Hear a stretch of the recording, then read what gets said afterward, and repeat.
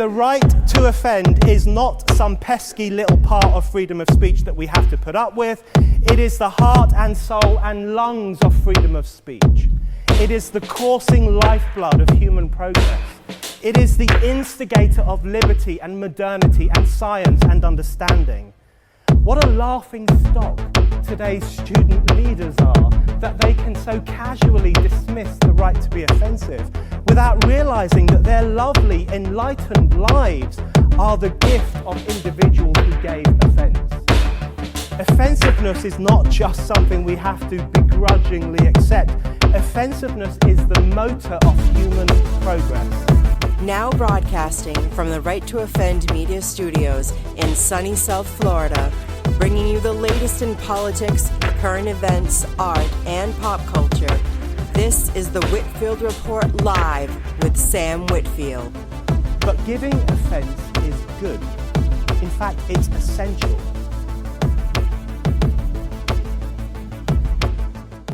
Man, that bass drum really, slaps hard, as the Giving kid offense is essential there, Sam. likes to say. And yes, giving offense is essential. Speaking of, good evening to everyone who is apparently offended that I no. Did we offend somebody, Sam? Well, apparently we offended a few conservatives because, like, Oh no, not the conservatives. Oh, no. We offended the Oh no, what? Tell us more, Sam. What can we do? Well, apparently first they're mad at you because you actually watched AOC's Instagram stream and actually had an intelligent take on it. And also, people are mad at me because for the past couple of years now, I've actually there have been moments where I've actually instead of criticizing Bill Maher, Begrudgingly, you've said he's done a good job a couple times, yeah. And you pointed out that you're very critical of him, and that was a big point of your show for many years. Yeah, criticizing Bill fucking Maher. Yeah, that was like a weekly thing for me. Was I used to do a segment where I would kind of do a smarmy comedic retort to his smarmy comedic bit. Mm-hmm. But here's the crazy thing is it's scary when the far woke left thinks that Bill Maher is now oh, he's a Nazi, right? He's suddenly a conservative now. Yeah, they're mad, but Cenk is helping. Yeah. Fuck off. I get it. Look, I've criticized some of the people Trump has put into his cabinet at this point, right? I criticized Tulsi. I think her record on, and then it's funny because they all those same people who would criticize me, they all love Tulsi. But did they hear Tulsi a couple years ago say she supported house to house gun confiscation? Do you love that?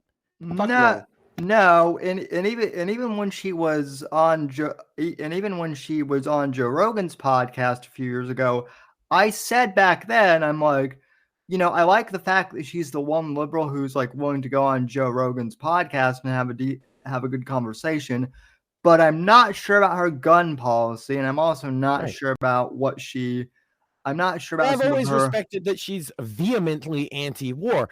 And let's just cut to the fucking chase of it, Sam. I'm willing to talk to any anti-war leftists out there that aren't completely insane. Yeah. And if you're not, then I mean, if you're pro-war or something, but I don't know, all the anti-war, the actual not the anti-war left from the Iraq days when Bush was president, but I mean the actual anti-war people like Jill Stein, your friend, I can't even remember his name a couple weeks ago that came on the show. These are people that stayed consistently anti-war, okay? And maybe they have differences on what we could do domestically, and that was this contention. But him and I agreed on the concept that if we stop spending trillions of dollars on all these fucking wars, we might be able to afford some programs at home. That's why we're broke for home. Yeah. And I don't know. It's not that crazy to me. You know why they're going to let Cenk help? Because who better to say what cuts to the Pentagon they could make than fucking Cenk? He's been critical of them forever. Right. RFK. RFK's a lefty, and I've made fun of him extensively on this very show. For the brainworm thing. Yeah, well, also... But I will say this. When it comes to the topic of health, he is very serious about it. Yeah. And I've always said that. Yeah, although if I'm honest, and by the way, hello to Chibi in chat, a long time. No, shout out to Chibi. Happy birthday this week, by the way, as well. Happy belated birthday.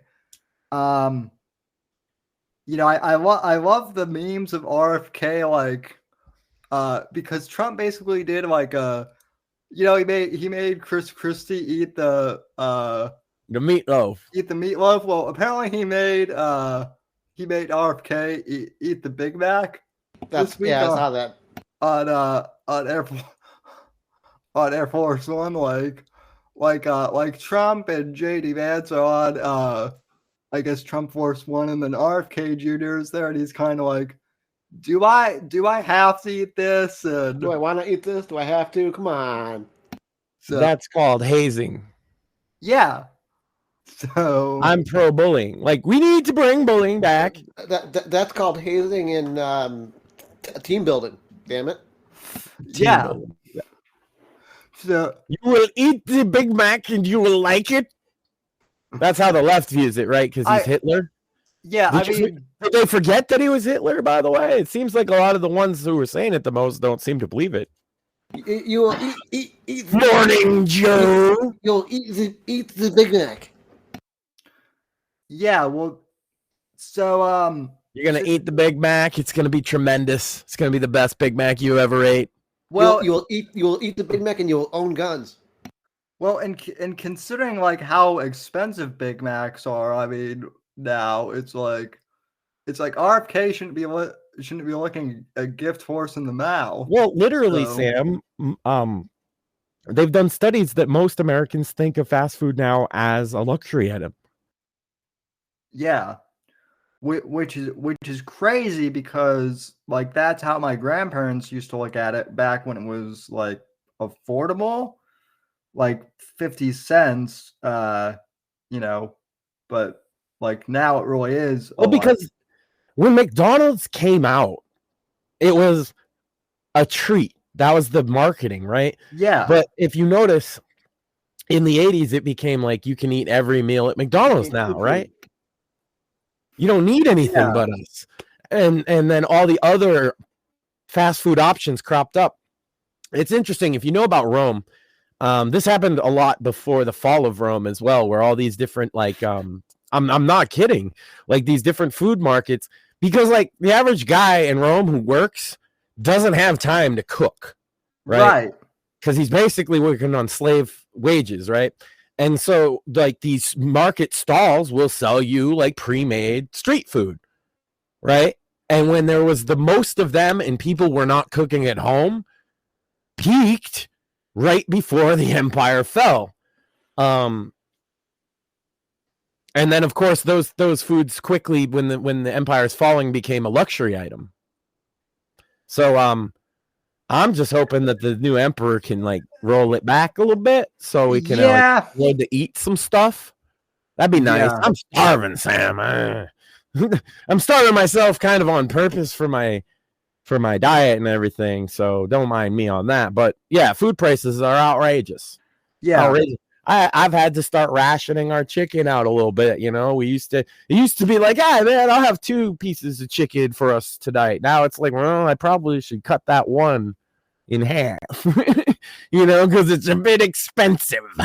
Yeah. I mean, you and Maxine have both talked about like one of you, there have been times where like one of you has, forgotten a meal so your, kid can eat, which is what a loving parent would do. But it's crazy that this is America and that's, that was something that like you would hear about like, China or Africa. Well, if you're not poor enough, you don't get enough help.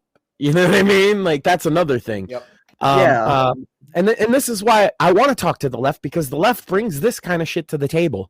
Okay, they're talking about the people that slip through the cracks a lot of the time, and these are topics we can actually talk about. Or like, okay, RFK, it seems to be more in the mind of reformation in terms of like the SNAP program, rather than just let's get rid of people's food stamps. That's not what he's saying at all. He's saying like, let's rethink what this program is for, what's its purpose, right? And maybe we could find a better way to get people fresher, healthier food. Yeah, let's actually improve the proverbial government cheese to actually because that's going to drive healthcare spending down, and that's why Big Pharma hates this so much. And you know me, Sam, I'm not a conspiracy-minded guy, but corpos, that's one I am in. And the conspiracy here is that yes, Big Pharma wants you more to be sick rather than healthy. Right. It's because they need to sell you not the a healthcare model. And that's like, honestly, like people kind of like made fun of my mom for years because she's a conservative, but she did all this, alternative, holistic, a lot of what people would consider like hippie type, stuff. But like, honestly, that's one of the reasons why I'm doing so well. Well, you've touted acupuncture, yeah. Yeah. Even Shmuley gave you shit about that, and you're like, look, man, it works for me. Yeah. And what's a better example than the cripple guy telling you, hey, it makes me feel better. I trust that, because why would you put yourself through that otherwise? Yeah, I mean, and I'm not a guy who likes needles either, but and also it's not the same thing as they're not the same needles as like American needles, but that's a whole nother thing. Well, they're not like the kind that you get a shot with at all. It doesn't feel like that at all, for sure. But so anyway, getting back to what I got a lot of shit for in terms of like comment. So the left has been scratching their heads since the election, being like, my God, how did we lose? How did we lose? Kamala Harris was the perfect candidate, and like they're like legitimate leftists who think this, and yet Bill Maher was like, no, she's not. And so he put out like a very good monologue this week, which I'd like to play for everyone. And quick shout out before you jump right to Bill Maher to also people like Jimmy Dore, right? Yeah. Russell Brand, who come from the left and are out there putting out content, and they're critical of the mainstream left as well.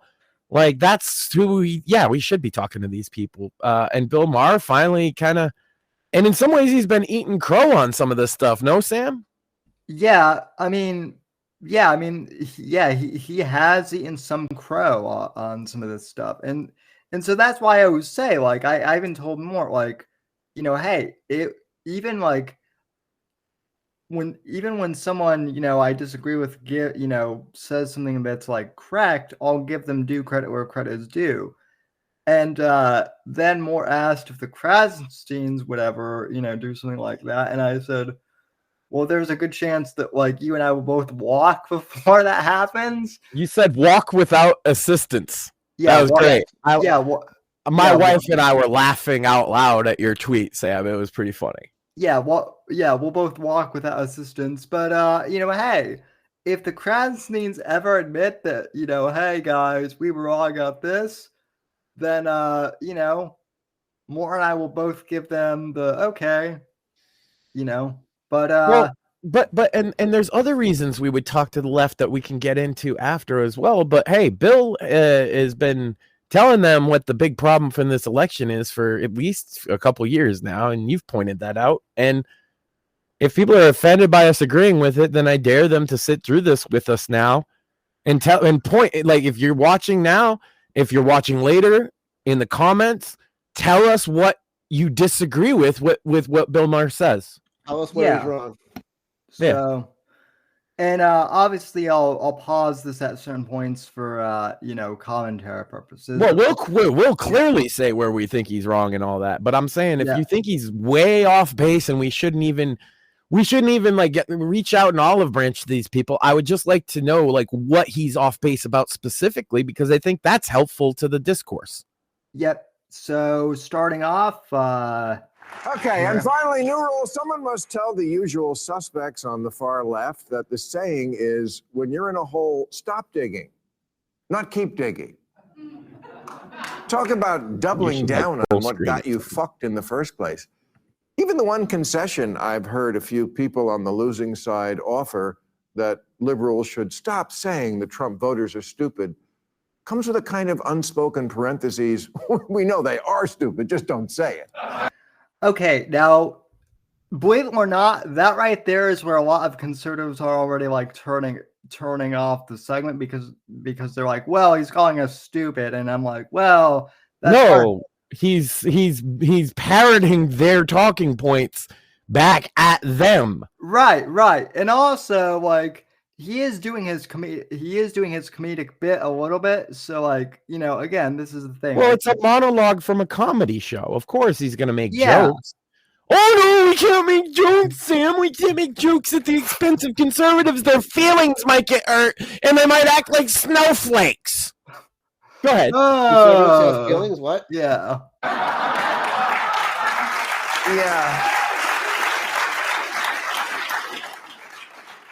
Yeah, I got bad news for you. They don't have a monopoly on stupid.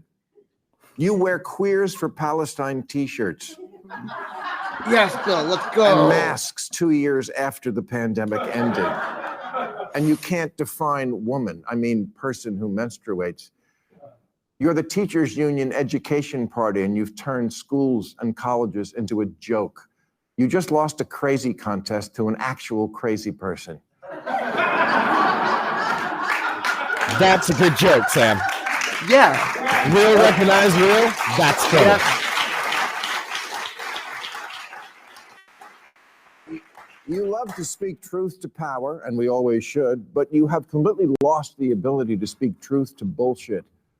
The Democratic polling firm Blueprint told Democrats months ago that black voters, aka their supposedly liberal base, were more likely to find the president too liberal than too conservative. Okay, now that's a point that like Max and I have also talked about is like we know, you know, black My God, a lot of people- minorities have faith, Sam. What a shock. Yeah. What a shock that there's a big proportion of all the different racial groups in this country, including even Asians, who are very faithful to their religion, and so tend to think that it's more often they're going to think that it's too liberal, even if they're not a conservative. You see what I'm saying? Right. It's almost like minorities have a brain or something, right? Or like we can point to a specific set of beliefs that they generally have and say, you know, these things that they believe are unshakable in the type of people who are like Christian, for example. Shockingly, a lot of these minorities are Christian. Wow. And they don't like some of the stuff that's happening in their communities. And they don't like the economy being shitty either. So this because, that affects people of color as well. So this gets even better. They also found that voters didn't just want Harris to distance herself from Biden. They wanted her to distance herself from what they believe the entire Democratic Party has become, a Portlandia sketch.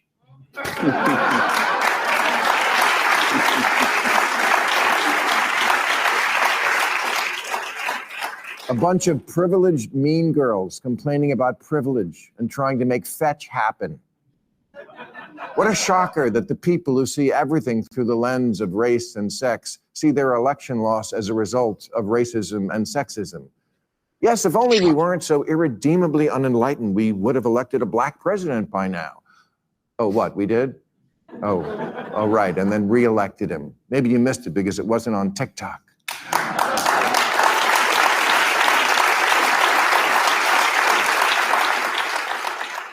Get called out, Zoomers. Sexism? Yep. Hillary got 3 million more votes than Trump, which in a normal country would be called a victory. It wasn't... You're salty, aren't you? It Very wasn't salty. 21st century sexism that prevented a woman from being president. It was the Electoral College. Democrats run for office as if the voters don't live here, as if they don't go to the grocery store and Starbucks and the office, but they do. They live here. and they actually see women and people of color. And it doesn't look like some patriarchal racist nightmare. Do problems remain pertaining to racism and sexism? Of course. But a poll last year asked, if America is the greatest country in the world, more blacks and Hispanic Americans agreed with that than the white progressives. Which is like, that's, Of course, yeah. which is actually like, that's sad, but that's also not shocking. Like when he showed that show, I'm like, yeah, this totally checks out. Bro, So, like you see my Eagle USA shirt, you know, where I get the most props for it is from Hispanic bros. yeah. They love, like, bro, like, to think that Hispanic people aren't patriotic, or you like, this is what I mean, is like, where are these liberals even, where do they live? That they never seen a minority that's like loves, like for example, like they got all offended on behalf of Puerto Rican people, but it seems like they don't think Puerto Rican people exist. Well, Right? well, they got offended about Tony Hinchcliffe's Puerto Rican. Yeah, jokes. yeah. All of the Puerto Ricans that I like follow on Twitter, and also are friends with on Facebook, were like, dude, that bit that he did about Puerto Ricans, that was hilarious. Either they thought it was So- funny, or some people were like, well, you know, it wasn't an appropriate joke for the setting, or it wasn't an appropriate joke, but that didn't sway their actual vote. Like, that's what Right. they don't get. And it wasn't Trump that said it. And they know that. I've been told, I was explained that by Hispanic people, actually. I didn't explain it to them. Right.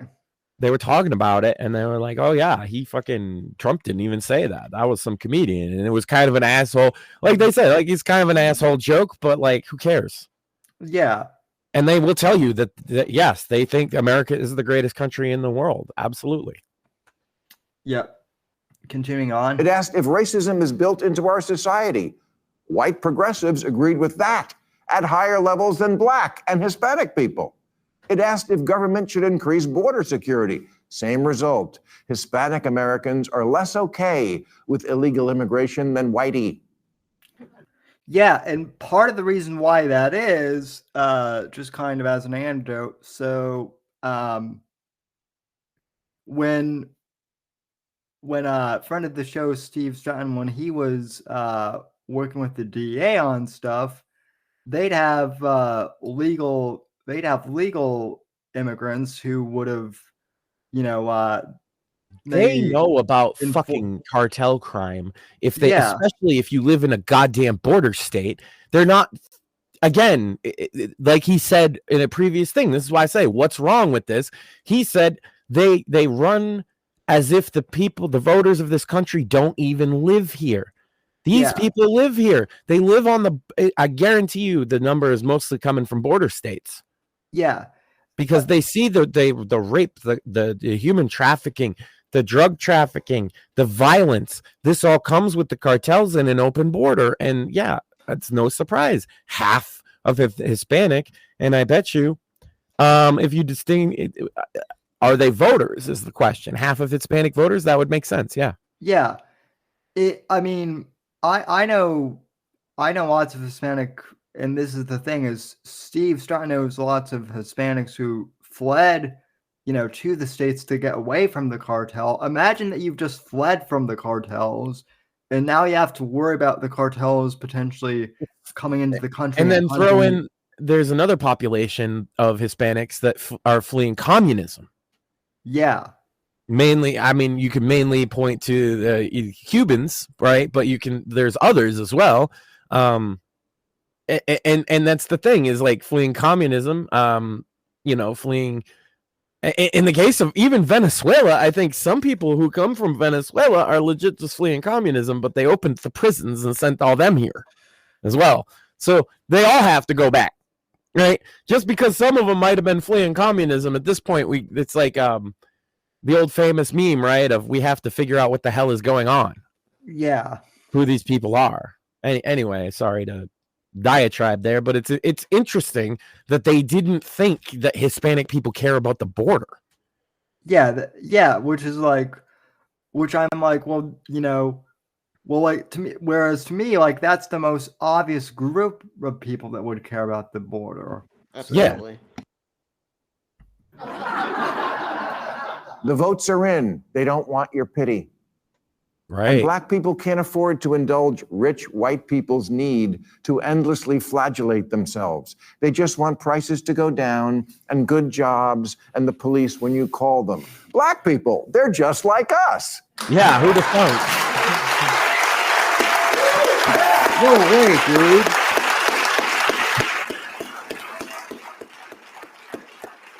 Kamala spent 100 days telling voters, I know it feels like crime and illegal immigration are bad, but fuck your feelings. Look at this chart.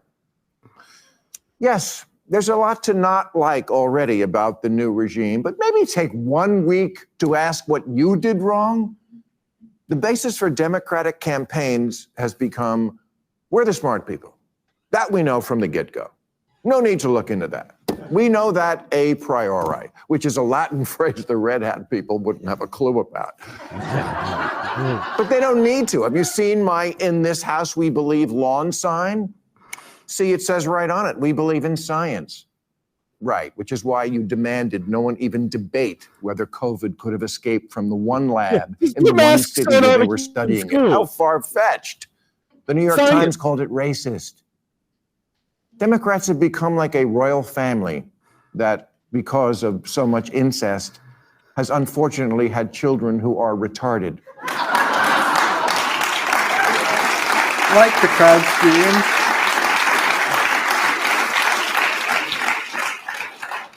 And the same thing can happen to ideas if they are also conceived in an atmosphere of intellectual incest. Maybe take the clothespin off your noses and actually converse with the other half of the country. No. Stop screaming at people to get with the program and instead make a program worth getting with.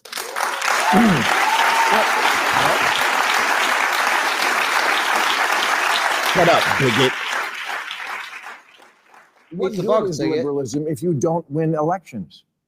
Last week, Massachusetts Congressman Seth Moulton said, I have 2 little girls.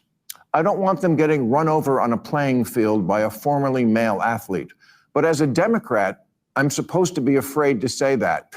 Yes, there's the problem in a nutshell. Because Congressman Moulton sounds reasonable to me, but his campaign manager immediately resigned in protest. Let me make this as plain as I can to the smart people. The campaign manager who resigned, yeah, let that person go. Marginalize that guy.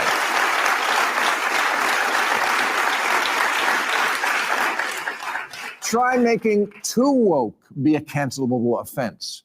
It's important for America to have a center-left party and for that party to be competitive. And a good first step toward that goal would be to make the voters not want to punch you in the face.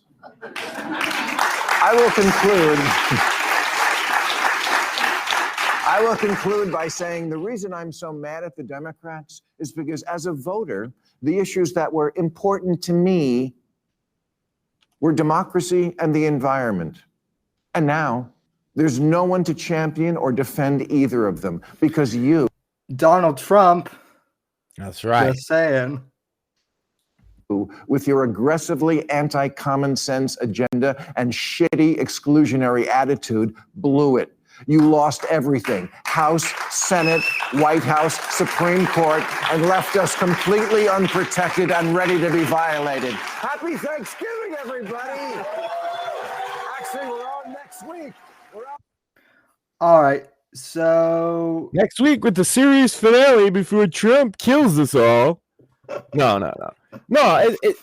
It's like he said. Like, my God, the idea of having conversations across the aisle, especially when we've won with reasonable people. If that offends you, I have no use for you. Actually, what? If somebody's so offended by that they're not going to watch the show, even like, I'm sorry to see you go, but I don't hate to see you leave because you're an idiot. Right. And that's why I've got a handful of Twitter followers that I've had since my days in the IWC that we're very, very politically opposed, but we always have respectful intellectual conversation, usually about politics, and we, again, vehemently disagree, but we can always have the conversation. The algorithm is showing each side the craziest of the other and trying to make us think that that's all that exists. But if you step Yeah. outside the fucking algorithm and you talk to normal people, in reality, you see what's going on. And the thing everybody I know talked about, whether they be black, white, Hispanic, Asian, Democrat, Republican, religious, not religious, was the goddamn economy. Yeah. Well, and also not this past episode with the election live stream, but a few months ago. Granted, I don't talk to a lot of really rich people. Sorry, Sam. Well, I don't either anymore. Because a lot of the really wealthy people who I used to know, they don't want to talk to me anymore. I've become persona non grata. Well, what I mean is I talk to a lot of working class people, right? Yeah. And that's where I'm informed my view from. And maybe, I mean, again, it's all anecdotal, but isn't it interesting that I was right? Like, if you go back, you look at my predictions about the Hispanic vote, you look at my predictions about the black vote. I said 18% for the black vote. I said that on the show, and that's exactly what it was.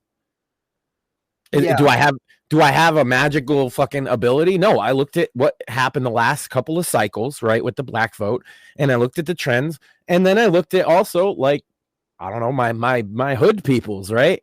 My hood peoples were pro-Trump. You know why? Because the economy fucking sucks. Well, And he's got better memes.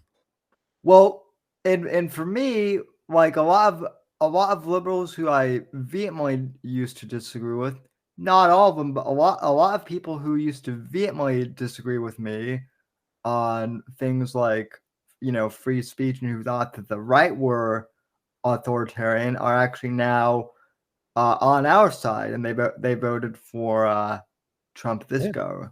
And the thing, and the reaction that the Republicans need to learn from this, if we're to move forward as like the populist party, which the Dems are going to try and do as well. Like, we might talk about how they're not really paying attention and they're out, but like that's what a lot of strategists on the Dem side are talking about now. And in the corporate world, you're seeing them flush DEI, right? Some of them got out ahead of the election because they could smell which way the wind was blowing too. Which honestly is good.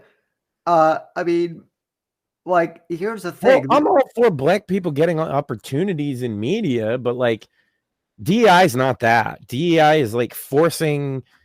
It's just it's the worst way to do anything. Right. Well, not just that. Like, I'm actually for there being, as Bill said, like a central left, being like a center left party where we can like debate and disagree on certain things. No, I'm against that, Sam. They need to keep. You know what? I don't listen to anything I've said previous to this. Go way more woke, Dems. That's how you'll really kick it to the next gear. Yeah. Just bring everyone over to our side by doing your next big platform should be reparations and white people camps and transphobic gulags and all that. Go the full nine. Yeah, well, then you're a lock for 2028. I hate to break it to you, but like they're already like pretty, they're already pretty close to that. So no, you think? I've always said, like, a lot of people, this is my favorite, is always the meme of like, wake up sheeple, wake up the normies, right? That's been the thing for basically every dissident movement I've ever witnessed and not even been a part of, just seen, right? Yeah. It's always, we got to wake up the normies. The only way you wake up normies, right, is exactly how they did it. And it always backfires. Because by waking up the normies, you just mean pissing them off. Right. That's all it is. If you're the libertarian guy and you're like, we got to wake up the normies to end Capistan, you're just going to piss them off. If you actually get their attention, you're just going to piss them off. Same for the fascist guys and the like all your weird. If it's that deviant from the system that we have now, that's the way people are going to react to it once you get their attention. See, you can get away with a lot because they won't pay attention is the thing. They'd rather not. They don't like politics at all, normies. Right. But you made them get involved, and then you don't like the outcome. Well, I used to be a normie back in 2020. We know how that turned out. yeah, man. Most of the people I see that are the most vocal Trump supporters these days didn't vote for him in the last 2 elections. At least one of them. Almost I all didn't vote for him in 16, but I voted for him in 20. Oh gosh, not only that, but like some of the people some of the Also, friends, more millennials came out. Sorry, Sam, than ever too. Just wanted to throw that. Well, just to kind of balance off Moore's point, some of the people that I know in 2016, they hated Trump, like because they believed all the talking. We believe the bullshit. The problem I've identified with the left, Sam, on this show, is that their religion offers no path to redemption. You don't counter that with no path to redemption. And in fact, if you believe yourself to be a Christian, you have to believe that these people have hope for their soul. Well, and that they'll see the light, and that they'll come to the right side. Well, so that's because the woke religion doesn't offer redemption. You're right, Max. Right, and that's why cancel culture was such a problem, is because there was no path to redemption. You were just fucked forever, and people didn't like that. We cannot do the same thing. Right. And by the way, Bill advocated to cancel the far left people from the left. If you saw, I disagree. Let those people talk all they fucking want, because when you start shutting them up, you give them validity. Yeah. I agree with that. I mean, it also goes to so Jordan Peterson had an interesting theory, which is, and I don't know if I fully subscribe to this, but basically when you don't take on a religion like Christianity or Judaism or something that's established and has a calling to a higher power, you make up a religion, and that religion is wokeism for a lot of these lefties. It usually just basically is government power, right? That's the religion of the irreligious people. And our country was specifically designed to prevent not only the abuse of the religious people, but the irreligious people. That's why we have a secular constitutional republic. Yeah, and I think a lot of people misunderstand that as like, I think a lot of people the separation of church and state, meaning that the state just respects the church, but that's never been the case. It's always been that you respect the churches, but you don't favor one. That's all it means. Yeah, and I also I forget who it was. It was some atheist who actually said this though, but this atheist was asked if like, what about an atheist president one day, and this atheist said absolutely not, because I would want the president to have the fear of like a higher being, perhaps. That's a good point. Speaking of faith in minorities, Sam, I was telling you before the show, I had an interesting encounter today with some a Hispanic gentleman and lady who clearly Mexican-ish origin. There's a lot of Puerto Ricans around, so I can tell the difference, right? They're not anyway, didn't speak the greatest of English, but he just says, "Oh, I gave this for you." And he hands me this, what I have here, which is, and people might have seen these around.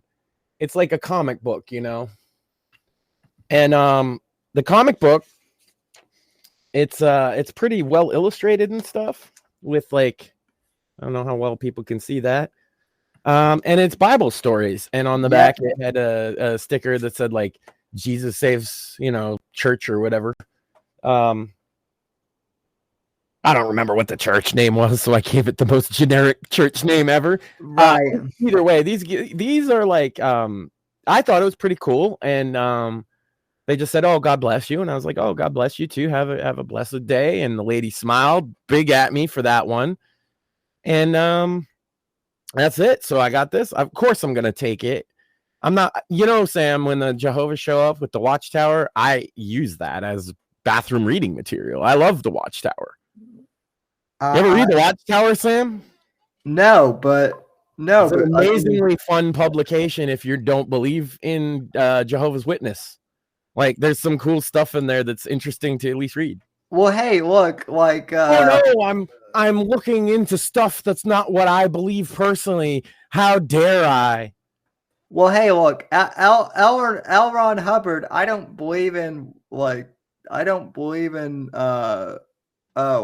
blanking on Scientology. Yeah, I don't believe in Scientology, but just from the pure entertainment, value, like the idea that there was a giant space war or something, it does it's fun. It is fun. I once made a joke that maybe that's why people joined. It's not because they were actually believing. Maybe because it's an ironic movement. maybe it's just because they wanted to be part of an actual cosplay movement. Well, what do you think? Hold on. What do you? Go ahead, Mort. Sorry. No, I just wanted to say that maybe they wanted to believe in something, not necessarily standard of what everybody else believes, but they gravitated towards something. Well, the giant ironic religion cosplay thing, that wasn't L. Ron Hubbard, Sam. That was Anton LaVey. What do you think the Church of Satan is? You think he actually believes in Satan? No. It's an excuse to have a naked lady altar, Sam. It's in the book. He says that. Like the whole point is to have a naked lady be your altar and do a fun ceremony, and none of it means anything. That's the whole point of the book. So it's a simp religion then. I gotcha. Yeah. It's a simp religion. No, for sure. And it's basically just like edgy libertarianism. So, but basically Bill Maher gave that monologue, and so that's how woke went broke, which is the title of this episode. Sometimes I don't always explain the episode titles, but there you go. Yeah, well, I mean, so the criticism, I guess, was what? That you tweeted that you liked his monologue there, and again, yeah. I would ask those people what was wrong with what he said specifically, right? Cite examples. Specifically that Bill was late to the party, I guess, and my whole response to that is okay. Better so late what? Than never. Better late than never. There's cripple time, Sam, and then there's retard time, and that could be any time. It might take years. Bill Maher works on retard time. Okay, you gotta let him he's the kid in class, Sam, that you put the three holes in front of him: the square, the rectangle, and the star. And then you give him one of those shapes, and he sticks it up his nose. So Bill Maher took a while to come to reason, but eventually he pulled it out of his nose, and he was like, "Oh my God, it's a circle," and he put it in the circle hole. And you know what you do when a retard pulls the thing out of his nose and puts it in the circle hole, Sam? You give him a sticker. You applaud the man. Yeah. You give him a sticker. He gets a gold star, Sam, because he pulled the fucking thing out of his nose and actually put it in the fucking hole. Well, and any leftist that pulls the thing out of their nose and puts it in the hole, I'll give them a gold star. Same here. If you have a problem with that, go fuck yourself. What do we always say on this program? Meet people where they're at. Not where you want them to be. Well, it would be nice if Bill Maher was our guy from day one. Cares, man. Well, and to give a little more of a do you want to be the small tent or do you want to be the big tent? Because the big tent wins elections and the small tent doesn't. Sorry, Sam, go ahead. To give another example, though, I think a lot of the left and not even like the left, but maybe just like a lot of normies, like your wife, for example, when they were coming after your, when the left started to wokeify a lot of your games, she was like, oh, well, Comics, movies, right? Because the movies weren't the mainstream movies yet. right. If you remember, they targeted us nerds that Yeah. were into like Started with the gaming. games. Yeah. And they moved into mainstream culture over time in the music and in the movies. And it's like I said, once you wake the normies up, it's not a good thing because you woke them up by pissing them off. Yeah. And so that's what, and so It doesn't make you their friend. You're the one pissing them off. And so that's what I'm saying too. Basically, and Bill Maher's talked about this on other podcasts too. What happened with him was basically that like the left started to come after him for not being far left enough. Yeah. And that was, and that he didn't go to the Diddy party, But let's continue. well- Move on. Yeah, go on. that too. And it was like wait, now I'm the right winger? Hold on. Which is a feeling so many Americans have, okay? And Yeah. they'll tell you they're politically homeless. And they used to like a guy like Jon Stewart, right? But Jon Stewart doesn't speak for them anymore. In fact, they don't like him very much at all. Jon Stewart speaks to the woke now. So they feel alienated. They feel like there's nobody. Then the right exists, and they even like some of our memes and stuff, right? But there's nobody on the left, like the far left, that is equivalent to like our guys. And then the only people that are like Joe Rogan, and he's basically in the center left. Bill Maher, he's the center left. Jimmy Dore, I'll give it to this, that the Young Turks from the progressive end have come to like our side, so to speak. Chank's willing to help cut spending at the Pentagon. You damn right I'd let Chank. Oh, hell Look, yeah. I disagree with Chank Uger on a bajillion things. Same But here. if you tell me he is going to be allowed to take a chainsaw to the Pentagon budget in the Let's military fucking budget, go. let's fucking go. Yeah. He wants to be on the team for that purpose, and he said, if I get that done, it doesn't matter who fucking did it. No, it doesn't, sir. So It's not the Chank. Who else gets a sticker, Sam? I think Jimmy Dore for making Yeah. me laugh a bunch of times during his election coverage. He gets a gold star. yeah, Not the bad kind though, like a sticker. I just realized that if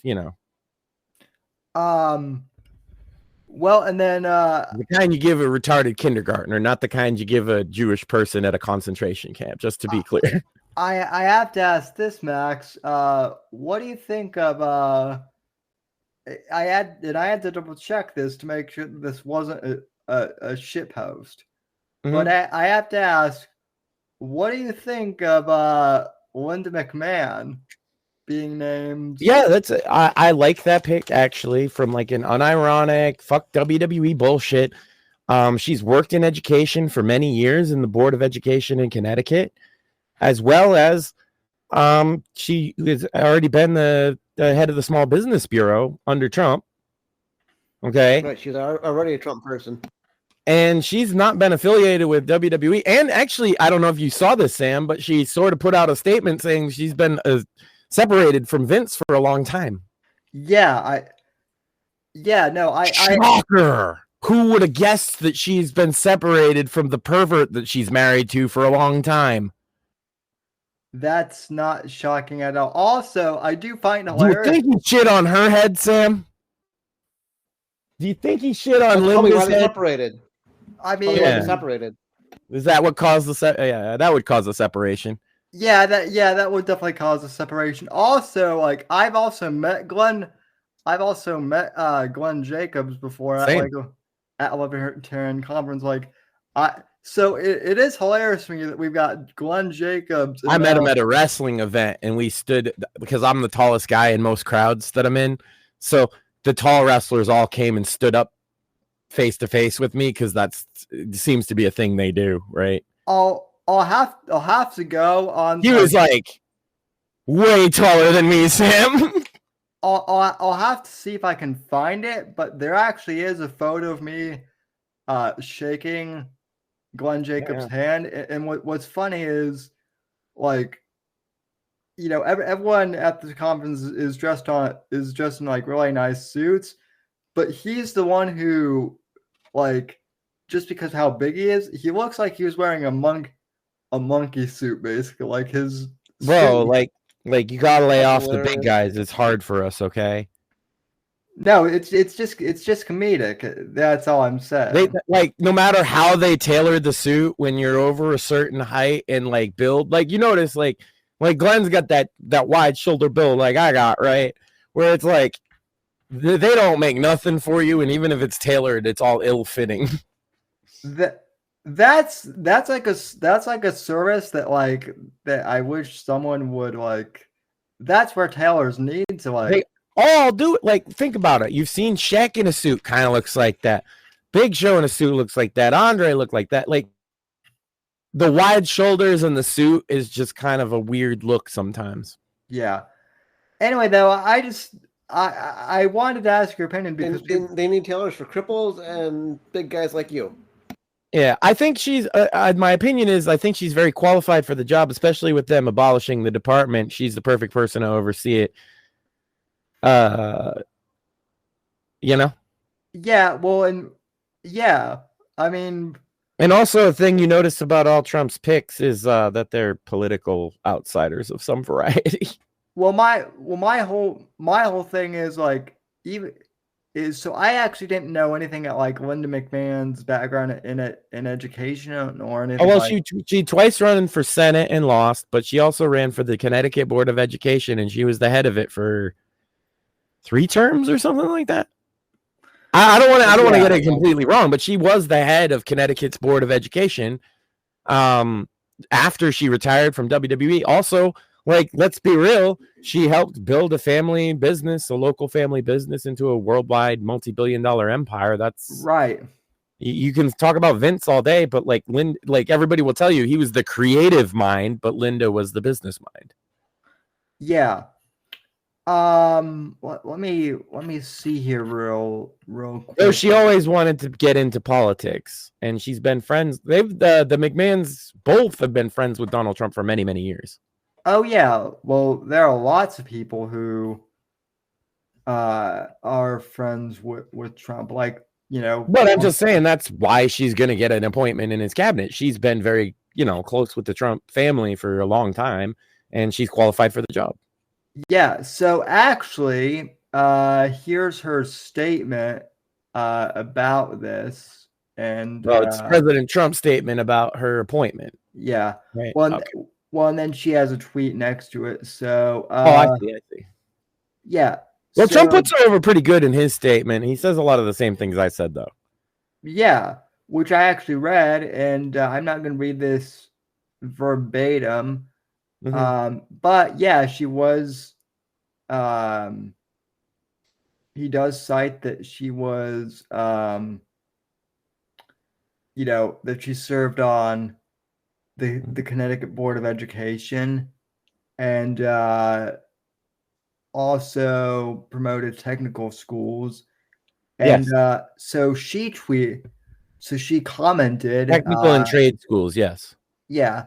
So she tweeted, "Thank you, Mr. President, for your trust in me to serve as Secretary of Education, and I'm hopeful of Senate confirmation. I'm deeply honored and humbled for this opportunity, and I am committed to working tirelessly to ensure every student has access to quality education. I've witnessed the transformative power of education, both in the classroom and also in apprenticeship programs. All students should be equipped with necessary skills to prepare them for a successful future. I look forward to working collaboratively with students, educators, parents, and communities to strengthen our education system, including ensuring every child, regardless of their demographics, is prepared for a bright future."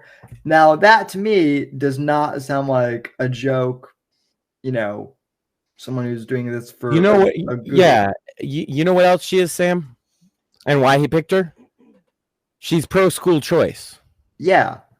Which, for those that are unaware, school choice is the idea that we would do a voucher program rather than right now. You just send your kid to the local school, unless you want to go to a private school or homeschool, right?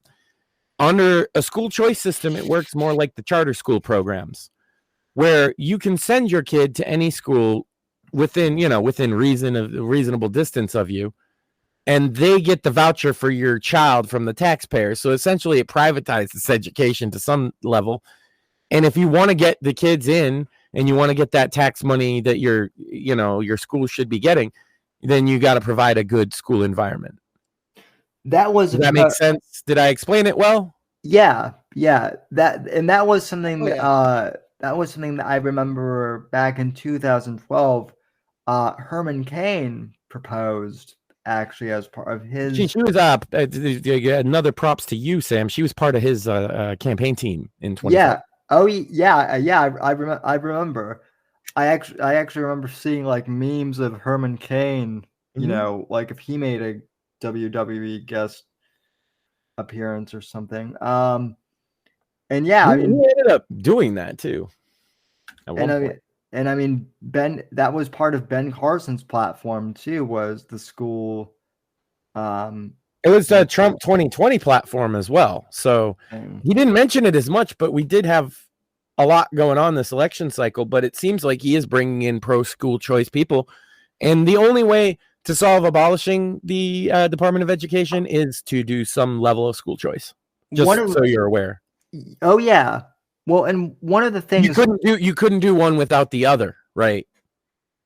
Yeah. Because that's how you're going to funnel the tax. Like the Department of Education right now oversees funneling the tax money. Essentially, you're giving the taxpayer, right, control of where the money goes. Control over the money. Yeah. Yeah. One of the other things too. I'm going to turn my camera off real quick here for a sec. No problem. One of the things that I've heard the guys over at the Fake Entitled podcast talk about is the idea of like a free online or like a tuition-free online college or something too that would be like accredited. Oh God, a social program! How dare they? And no, I thought it was interesting how like Trump proposed the idea of like a free online college, and like I think it's interesting. But I've also done online classes. Yeah. No, and they kind of. I like the idea as well. It wouldn't be so difficult to set up an almost automated, and it would be like the government school of governmenting, right? They're right about that. You could definitely create a curriculum that is online, that is relatively cheap or relatively next to free. Right. Yeah. And then you subsidize the cost is with tax dollars, but you try and minimize that cost. That's the whole point. See, the current problem is bureaucracy, and that's exactly what they want to slash with the Doge thing. Is like, think about this, Sam. For those dollars to come from the federal government down to the school, they go through the Department of Education. The Department of Education sends them to the State Department of Education, right? The State Department of Education then doles it out based on their criteria to the schools. Usually they don't get federal grants directly. And in between all of that is a army of paper pushers whose entire job is to fill out paperwork, and they're siphoning off that money, you see? Yeah. Well, that's I mean, that pretty much comes down to a lot of programs, whether it be in education, national defense, healthcare, is a lot of it is paper pushers too.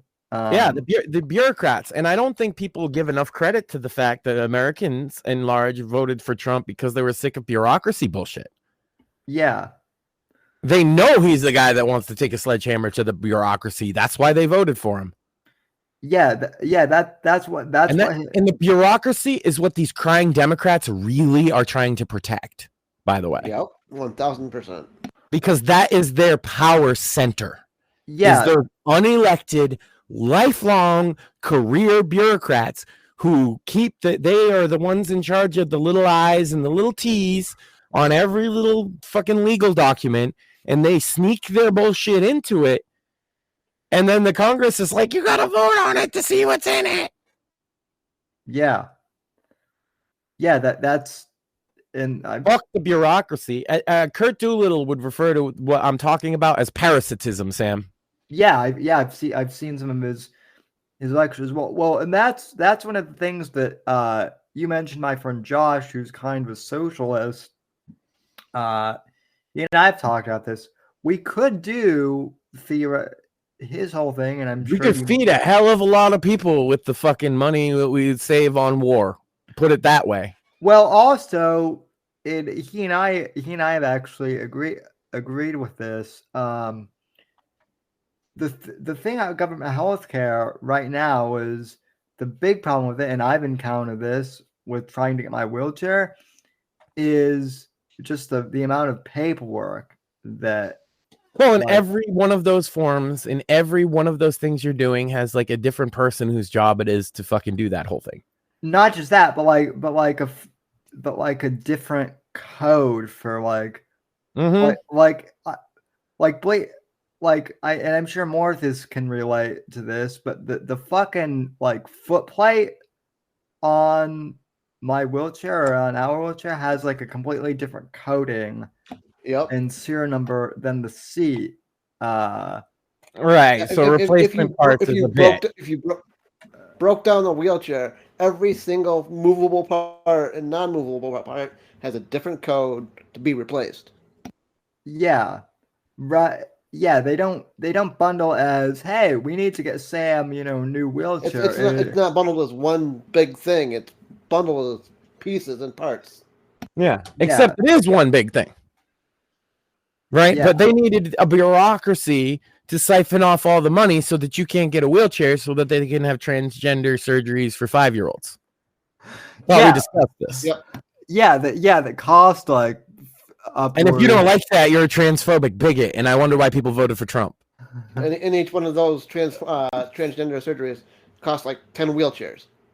Yeah. Well, we did the math, right? $50,000.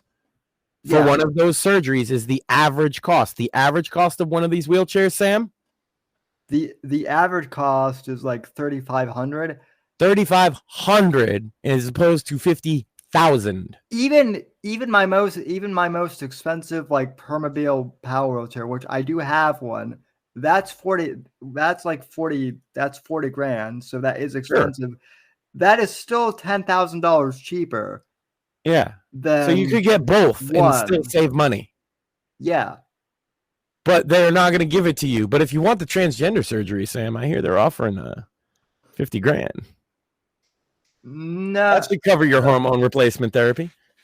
Nah, well, that deal might bring a whole new meaning to when people call you Sammy. That deal, I think that deal expires on January 20th. Please. Oh, damn. No more trans surgery. I'm sure it doesn't. I'm sure there's a state that would do that. Yeah. Probably mine. My state is fucked because the mayor of Boston is like, no, we're not going to help with federal authority. You actually don't need to, bitch. Just stand out the way. Yeah. All these Democrats grandstand, and that's what they're going to do, by the way. When the federal agents come to take the immigrant, they're just going to stand out the way. What are they going to do? Order the cops to fire on them? Well, apparently Gavin Newsom seems to like he want. Well, then maybe he should secede. The last I read, like this is how brilliant Gavin Newsom is. He wants to arm the National Guard, California's wing of the National Guard, against the military. What he either is too stupid to realize or has completely missed, I'm not sure which, is that like the National Guard, even though it's from California, is still like is a federal branch of the federal military. Yes. Yep. Yeah. So you know, Hence the national in National Guard. So you know, Gavin Newsom. I'm sure that Gavin is you know, I'm sure he's coked out his. He still got the shape up his nose, Sam, and also he added a crayon in the other one. And since Gavin Newsom loves China so much, he can just move there. No, secede and join China. That would make things easier. Fuck California. Oh, by the way, if he suggested secession or like kind of hinted at it, bro. Okay, then we just never lose an election again. Thanks. Yeah, do that. Secede, California. What are you, dumb? Hi, California. Bye-bye. Yeah, make it a communist utopia. And you know what? We can send all the commies there. California it is, Sam. Let's go. Yeah, I mean, I have a feeling it'll look a lot like Escape from L.A. Really, make it California. Yeah, only this time it'll be literally Escape from LA. And no, there's no escape, because if you try and come back into our territory, you know, you're gonna get shot on the wall. No commies allowed. You seceded. That's true. Imagine having Border Patrol picking up Californians trying to cross into like New Mexico. I'm like, oh, this is not fair. I just need to get out of there. There's no fucking yoga anymore. It's all just working the mines. Can you believe that? I have to work 18 hours a day just to afford my prep. Yeah, I mean, so, you know, it is. And a bottle of water. What do you think a bottle of water in LA costs, Sam? $8 last I heard. Jesus. That's my cousin said it costs like $8.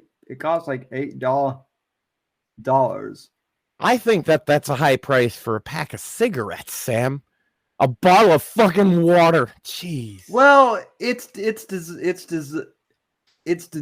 designer water, Max. Whatever the hell designer water is, like.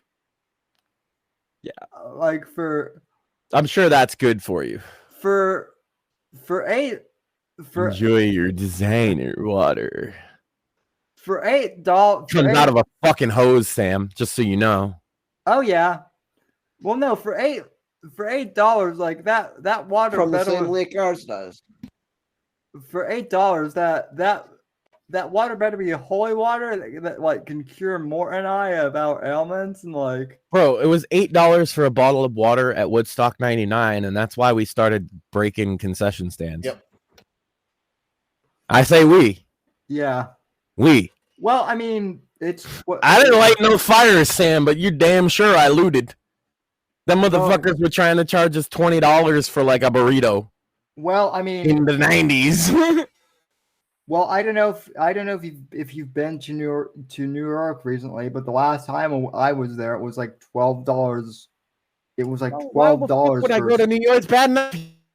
Fuck, would I go to the heart of the beast? At least we have some decency here.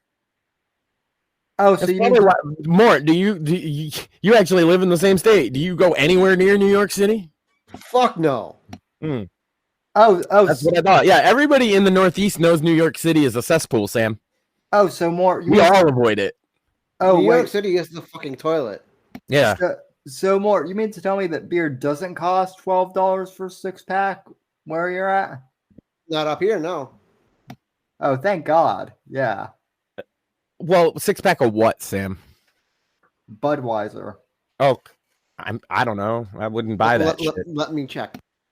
Yeah, I wouldn't buy that shit, so I wouldn't know, Sam. But me either, I know a 6-pack of Sam Adams is like $6 or $7 here, and then like a 12-pack of Sam Adams again, which is a designer beer, is like $13 or $14 for 12.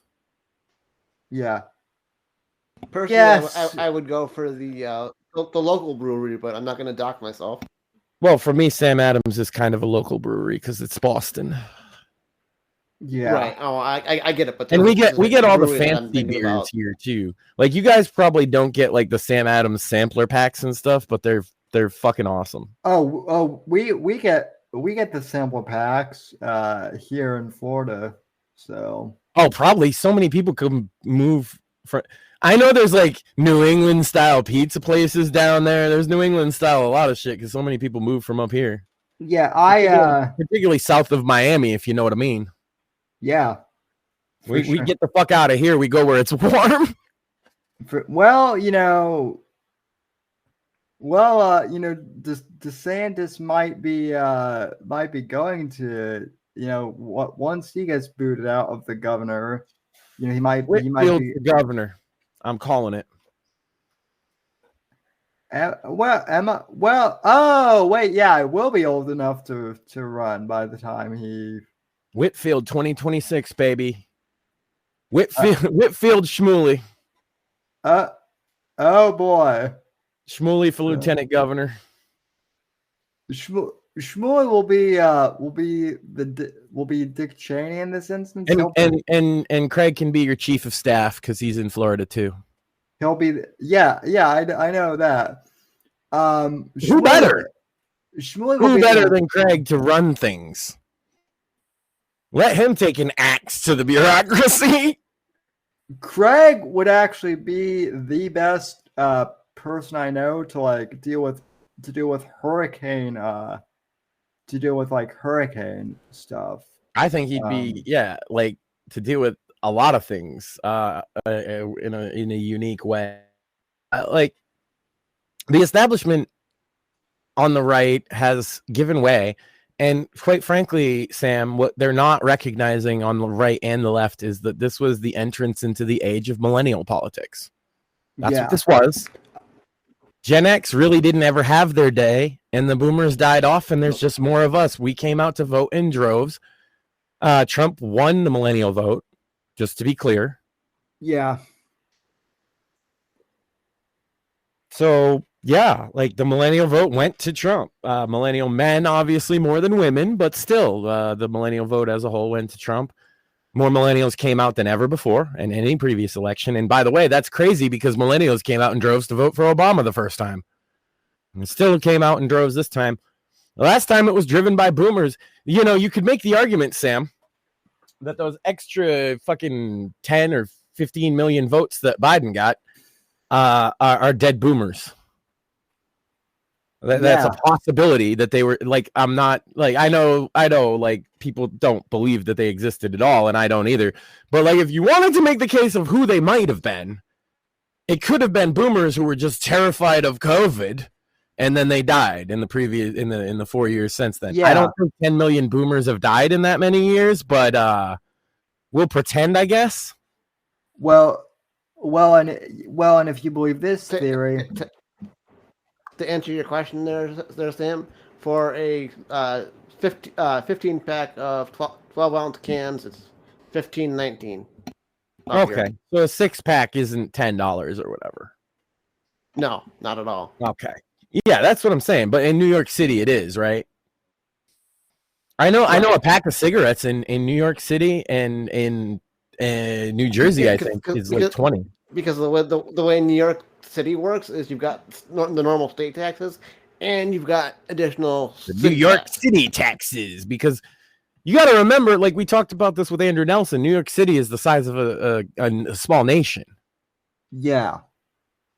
And the projects and the infrastructure to run that city day to day, yeah, they have to tax the shit out of you. Yeah.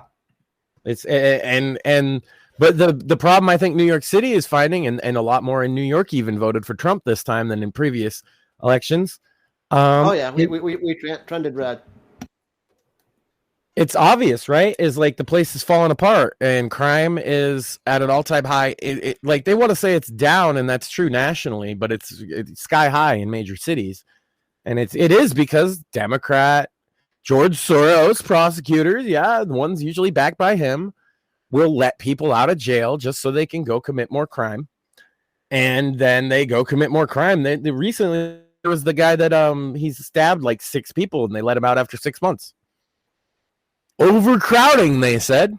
Yeah. The hospitals be overcrowding with those stab victims, yo.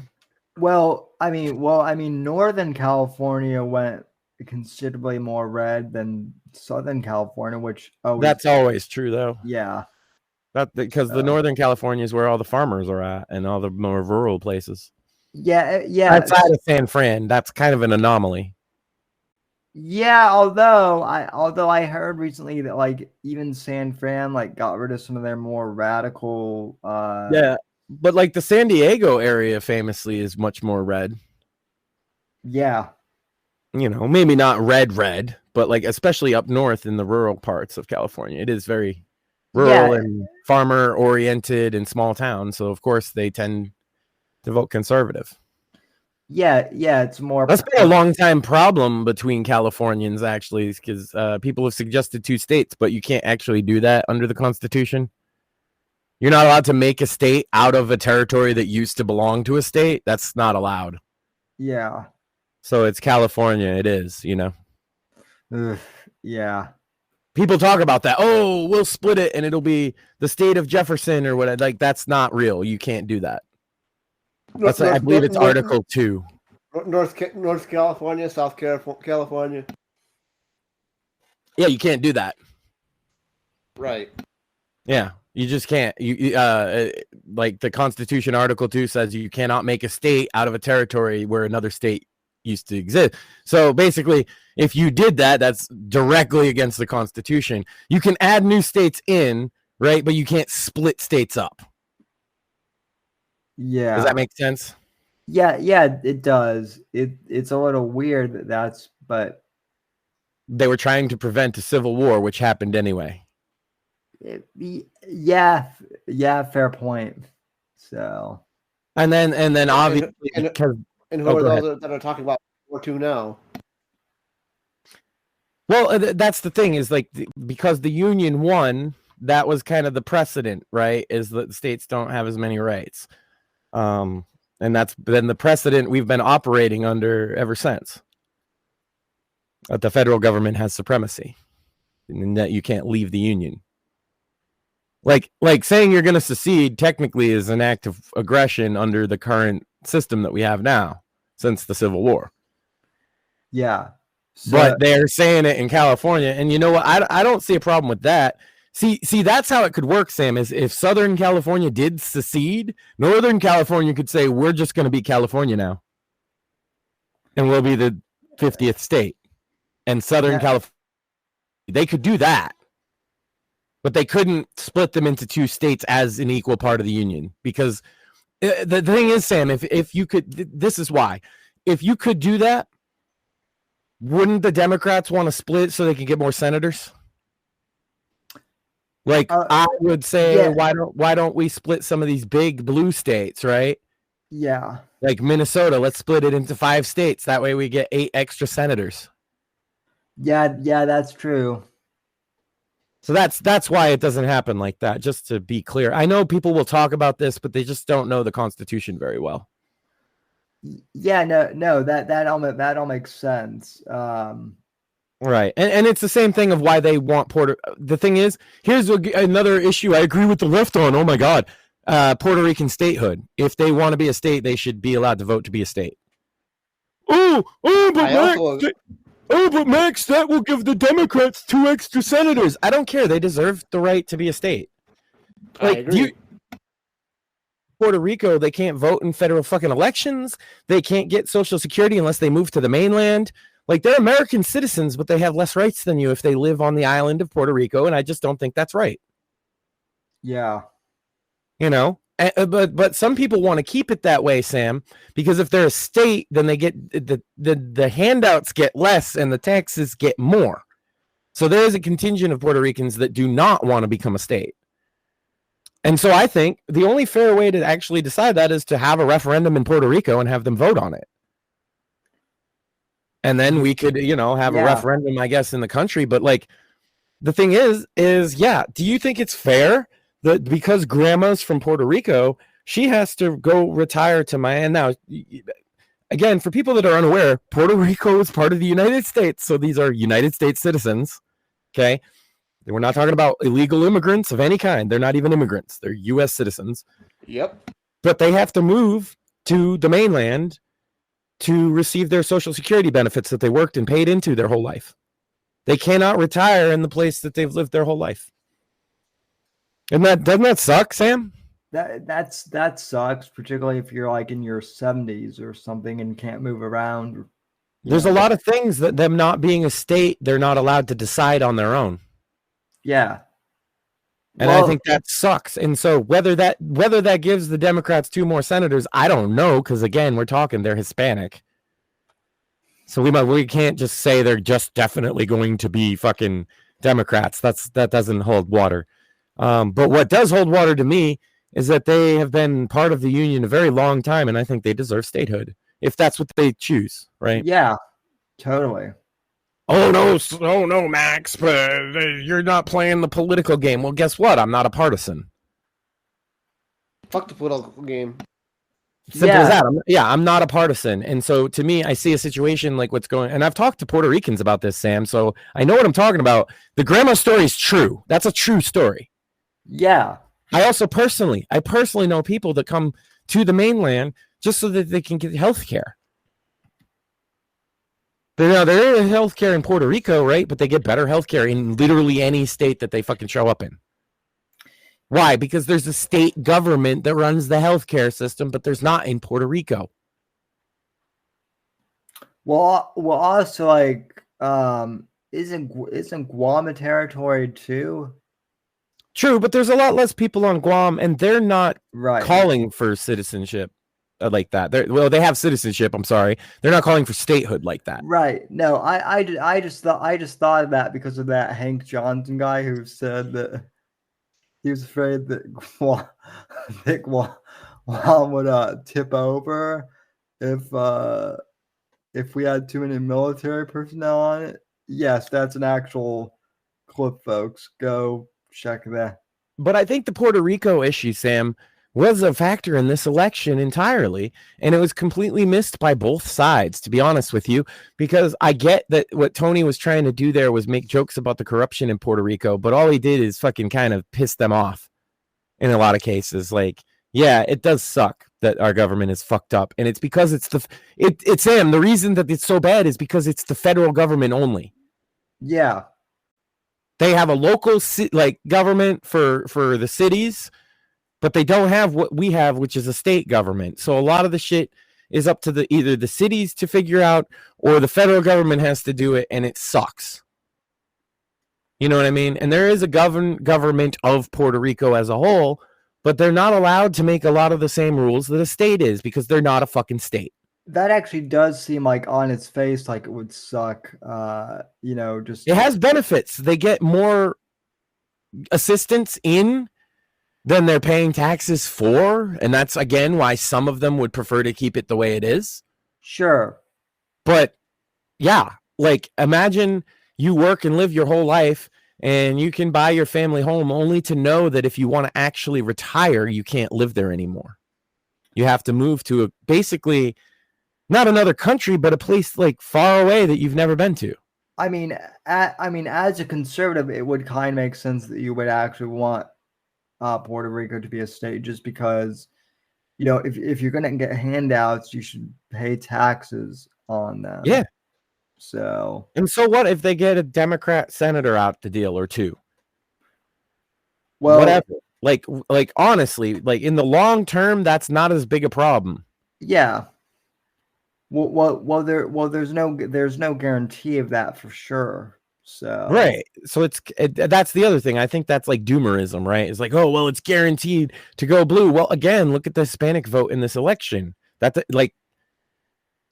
seems like a kind of like outdated take, I guess. Well, I think one thing that I've noticed with both you and I is, right, we're not completely, at least for me in more recent years, you and I are not completely entrenched in like politics 24/7. Whereas like a lot of my friends who are part of the college Republicans, they're great people, don't get me wrong, but they talk in conservative echo chambers all day long, and their entire family is also conservative. Whereas I used to know a lot of people that would do something where they would essentially doom scroll each other. They'd have particularly this was prevalent in the Facebook days where you'd have Facebook. Yeah. Where they would just post all the most horrific, blackpilling, depressing, bad news stories. And when they were doing this, Sam, was when Trump was winning the fucking 2016 election. But they're so entrenched in this horrible story of, oh, Muslim gangs raped these women and yeah, bad things are happening all over the world. But what I like to remind people is like, it doesn't have to be that way in your everyday life all the time. You can turn that shit off and go for a walk. You can talk to people in your real life. You can turn your phone off and just kind of observe the world around you. Maybe that's fucking corny. I don't know. I'm glad that you brought that up because I know a lot of people who are tweeting at like how, and I don't even know if this is really true, but I saw some weird post that was like Biden authorized the use of nukes or something. So long story short, like there are all these doom scrollers who think that nuclear wars are going to happen between now and Inauguration Day. And my whole thing is, nothing in the military moves that quickly. Or the government for that matter. Yeah, or the government. Right. So I don't think nuclear war is going to happen in the next 6 No, months. I'll tell you what I think is Putin is Biden authorized those missiles for whatever fucking reason. That's retarded. One, first and foremost.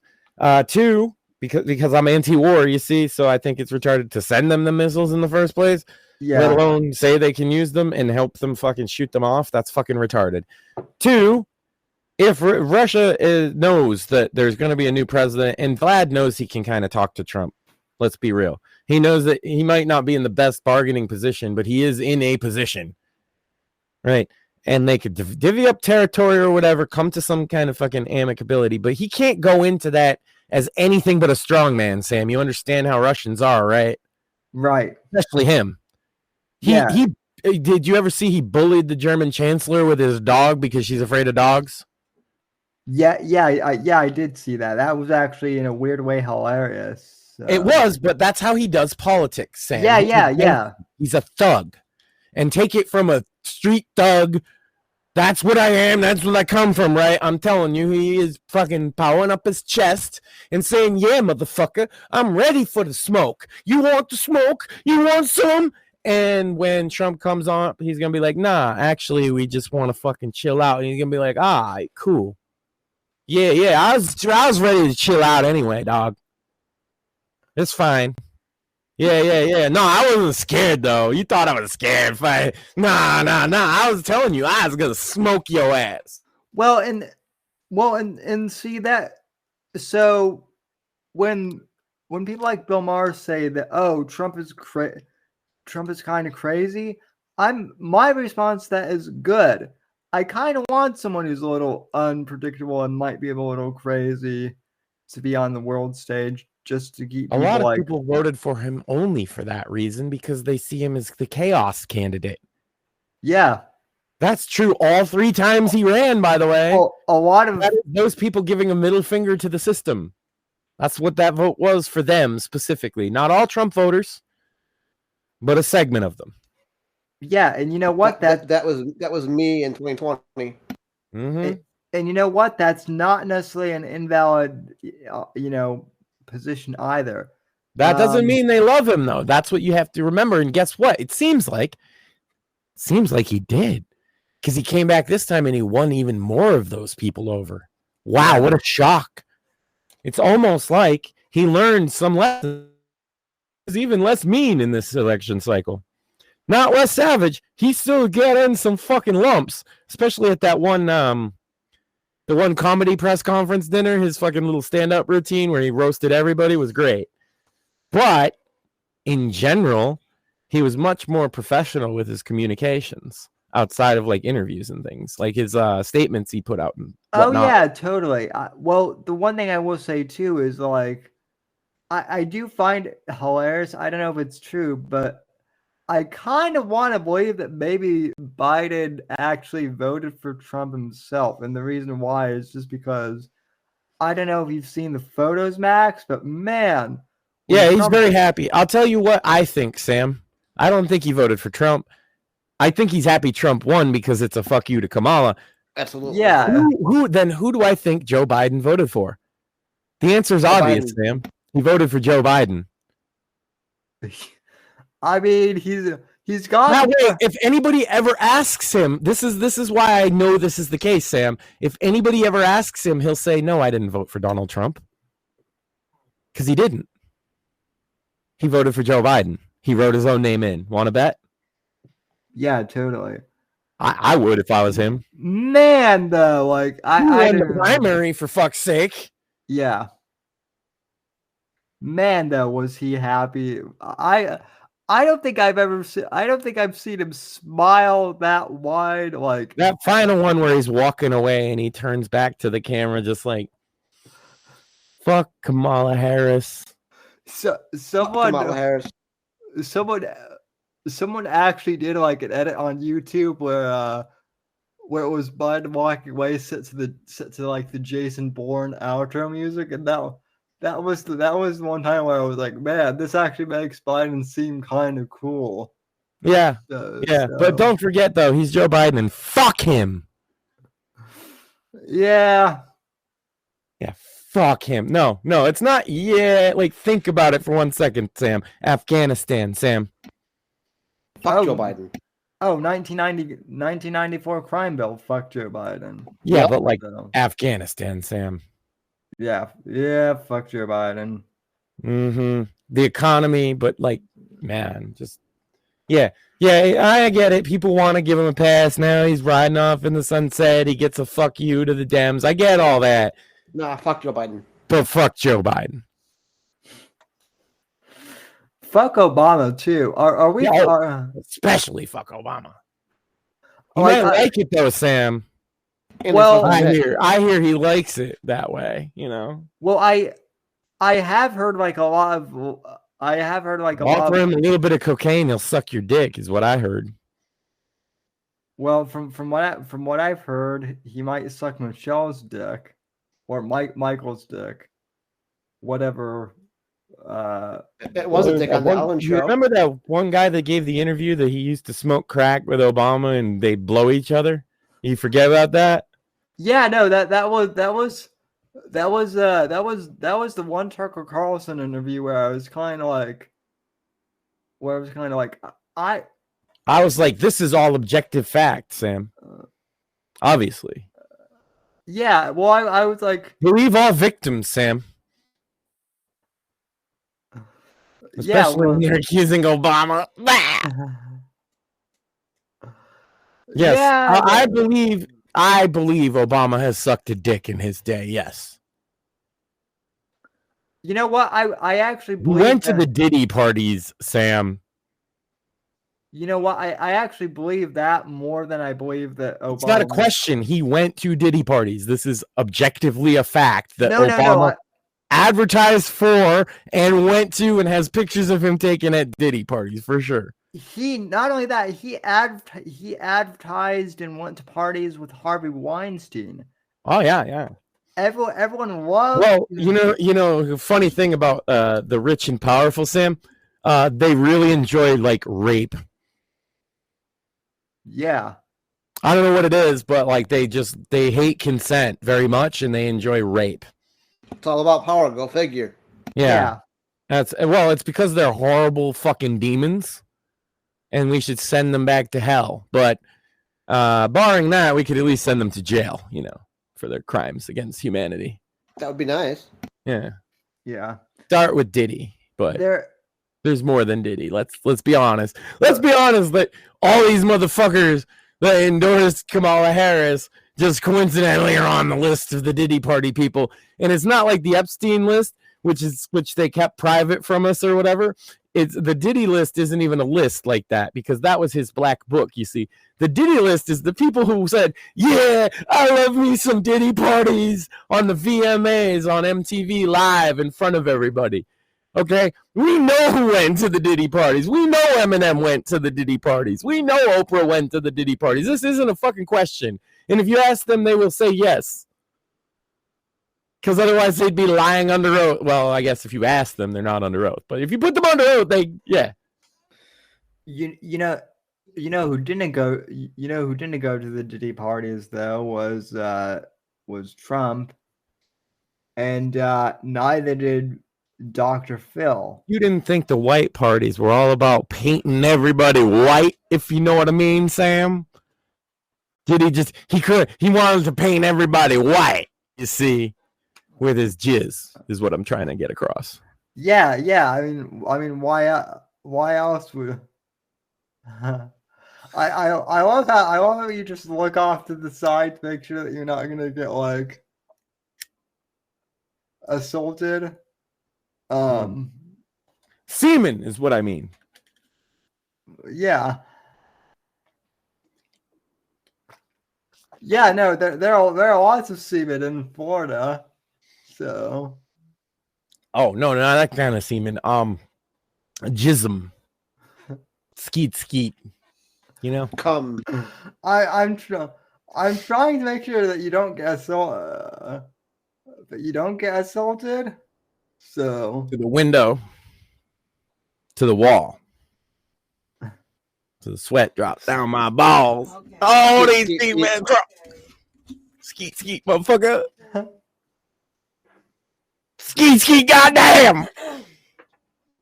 What did you say? Enough. No, you said, okay. Oh my fucking God. What? Shut the fuck up. Okay. Max. Back to you, Sam. Maxine is butchering her husband, ladies and gentlemen. I have something fun to show you. Let's go. Oh, damn! I did it again. Now I got Little John disease. Maxine is preparing to stuff her husband in the back of a trunk. Ladies and gentlemen, got this fine book to show you. Blood Ties is officially out in hardcover. Oh, nice. From Amazon. This is the official paperback. If you like mafia themed short stories, there are 4 of them in here. One of which, Blood Ties, is dedicated to Jennifer Lynn Sherm, subject of the Minds of Madness podcast. So I sold the short story as an ebook online, but if you want to read it in print format, this is the way to do it. So there is a paperback edition as well. So you can. Well, I like the hardcovers, Sam. You know, I do, because like sometimes I like to sit on the floor. Like we got hardwood floors. I feel it's comforting to have some nice support. And so when I get the hardcover book, I expect that I'm going to take it to the floor. Skeet. Okay. I did not see that guy. Bravo. I like the hardcover just because, Well, yeah, you can take them to the window. You can take them to the wall. Take them to the floor. I mean, you can take them anywhere. Maxine can use this to hit you on the head. No, that's a mark against it, Sam. And it would probably purchase this weapon, you say, to be used against me. I don't know about that. That's a great sale. Hey, if anybody wants a good weapon to use against Max, order Sam's new book in hardcover.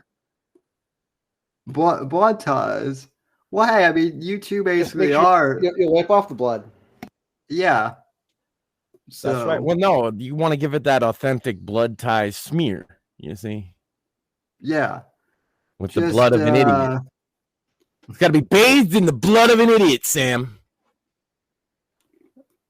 It's a ritual. Well, We've triggered Dip yeah. in the chat. God damn.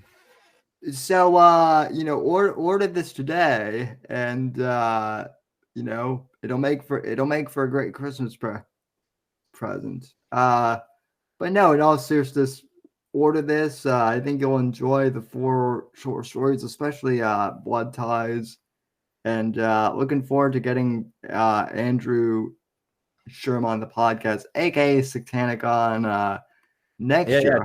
Check out his song "Who Killed Jennifer" on Spotify. It's about his mom, which I Great may or may not have included some lyrics to and references to that in the book. You'll just have to That's read. cool. You'll just have to read and find out. So, yeah. Yeah. Now, what else we got going on, Sam? You're going to be a part of my White Christmas for Autism this year, right? Yes, I actually wanted to promote that as well. You know more about that than I do, but well, we're gonna try and do it in December before Christmas, because people have plans on Christmas week, so you try to do it a little before Christmas. And what we're gonna do is talk about Christmassy stuff, wholesome shit. Actually, see, there's a lot of toxicity after this election and before it, Sam. And I was trying to go for something more in the vein of like an old Bob Hope Christmas special. So people are going to talk about wholesome Christmassy shit. Or even, hey, if a Jewish person wants to come talk about Hanukkah, if Craig wants to come, any of that shit. And talk about family and tradition. And while doing so, we want to raise money for a good cause, which is the Autism Society of America, which does great work in researching and finding new ways to help autistic children. Have you when you've done it in the past, have you ever had anyone from the organization on to No, we've always done it unofficially just to give the money to them. I wanted people to donate directly, right? We're not going to do like send us a super chat because I want it to go to them. But we have had people give us receipts. Some people showed me receipts anyway, just to show that they did donate quite a bit.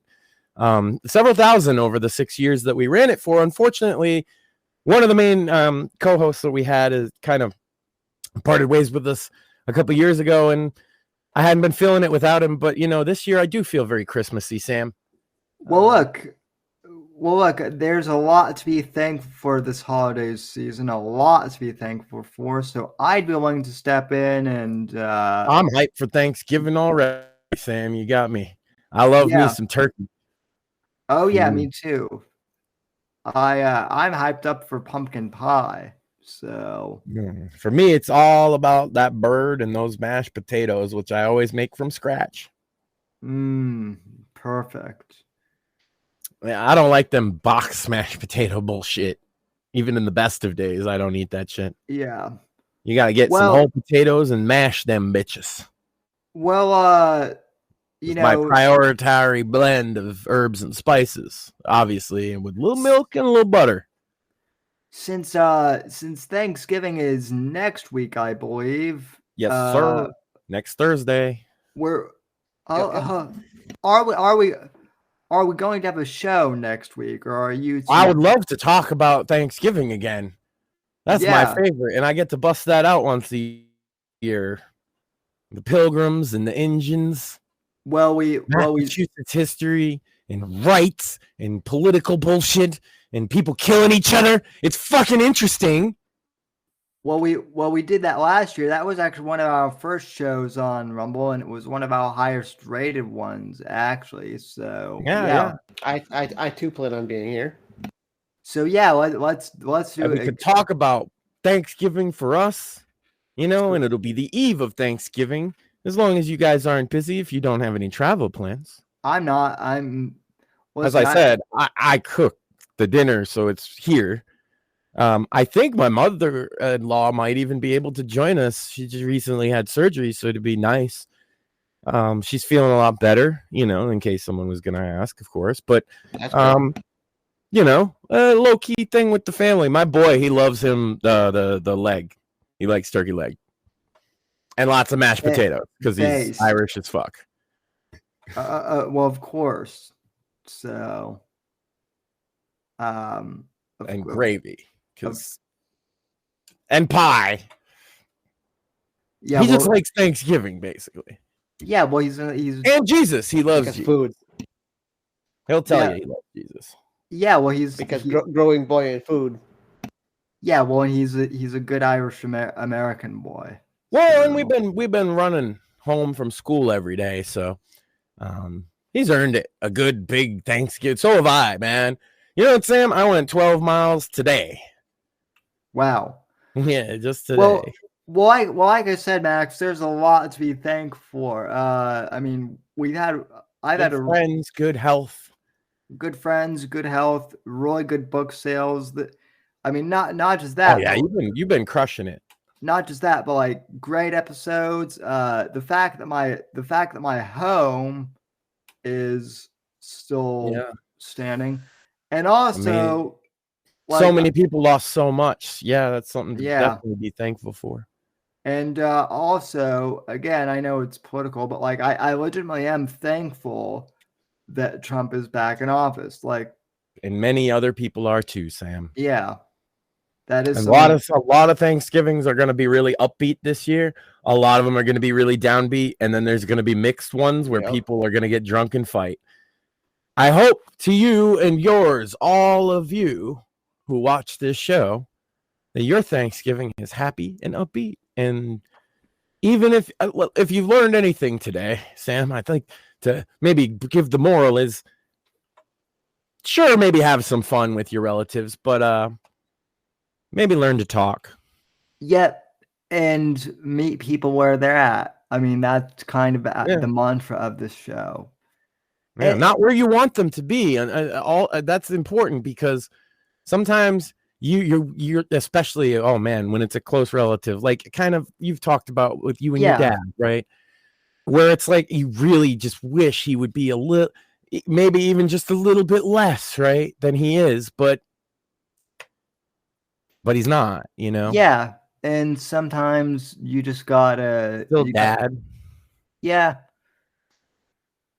Sometimes, with that, like you just gotta, learn to put your Unless you're my parents, in which case I don't ever want to see them on a Thanksgiving again, because Thanksgiving back then was a drunken beating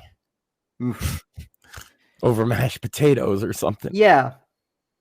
Well, and that's the thing too, is for all the relatives I have, who might be disagreeable, I am thankful for, the family and friends I have who are, also. I have spent a Thanksgiving homeless and alone, Sam. So for me,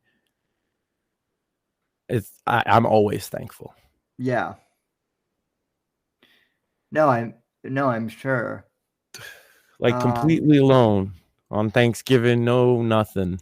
And everybody left. Everybody else had plans, and I was staying somewhere, but everybody there went off to a dinner, and I was the only person not invited. Oof.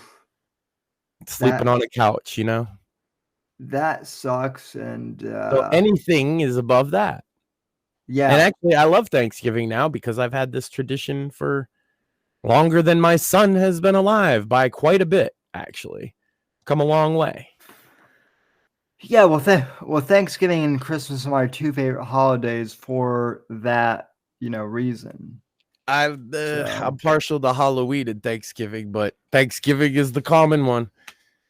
A lot of people like Christmas. I get it. Christmas can be a bit much for me sometimes, but you know what? I feel it this year. I do.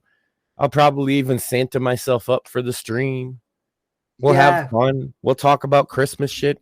Next week, we'll talk about Thanksgiving history, and I'll nerd out and bore everybody to tears.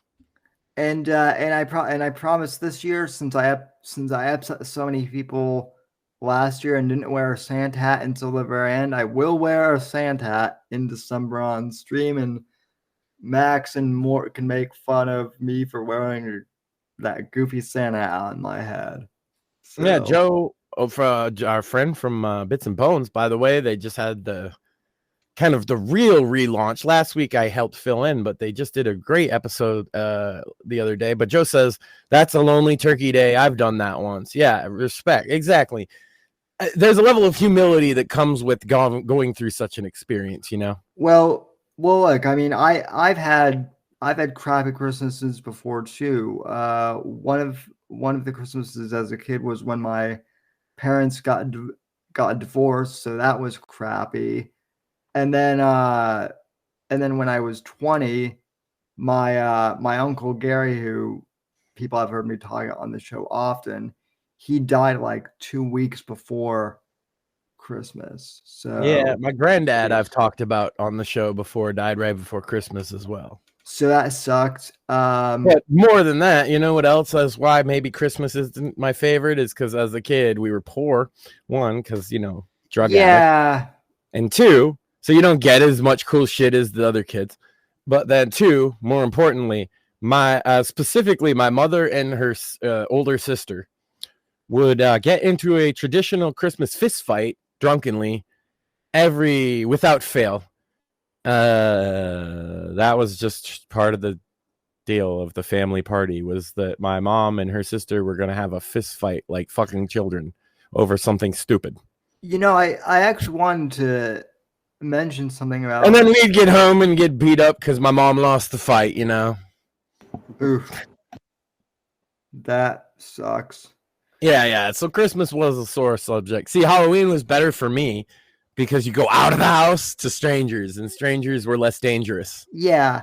Strangers give you candy. Well, candy. They have the best candy. Yeah, this is an objective fact, Sam. Strangers have the best candy. Period. Yeah. End of story. Nobody else is even close. Oh yeah, that's true. Mm-hmm. Well then, so I mean, I don't know if you've ever really considered this, but like just one time at the never mind. You must be able to relate to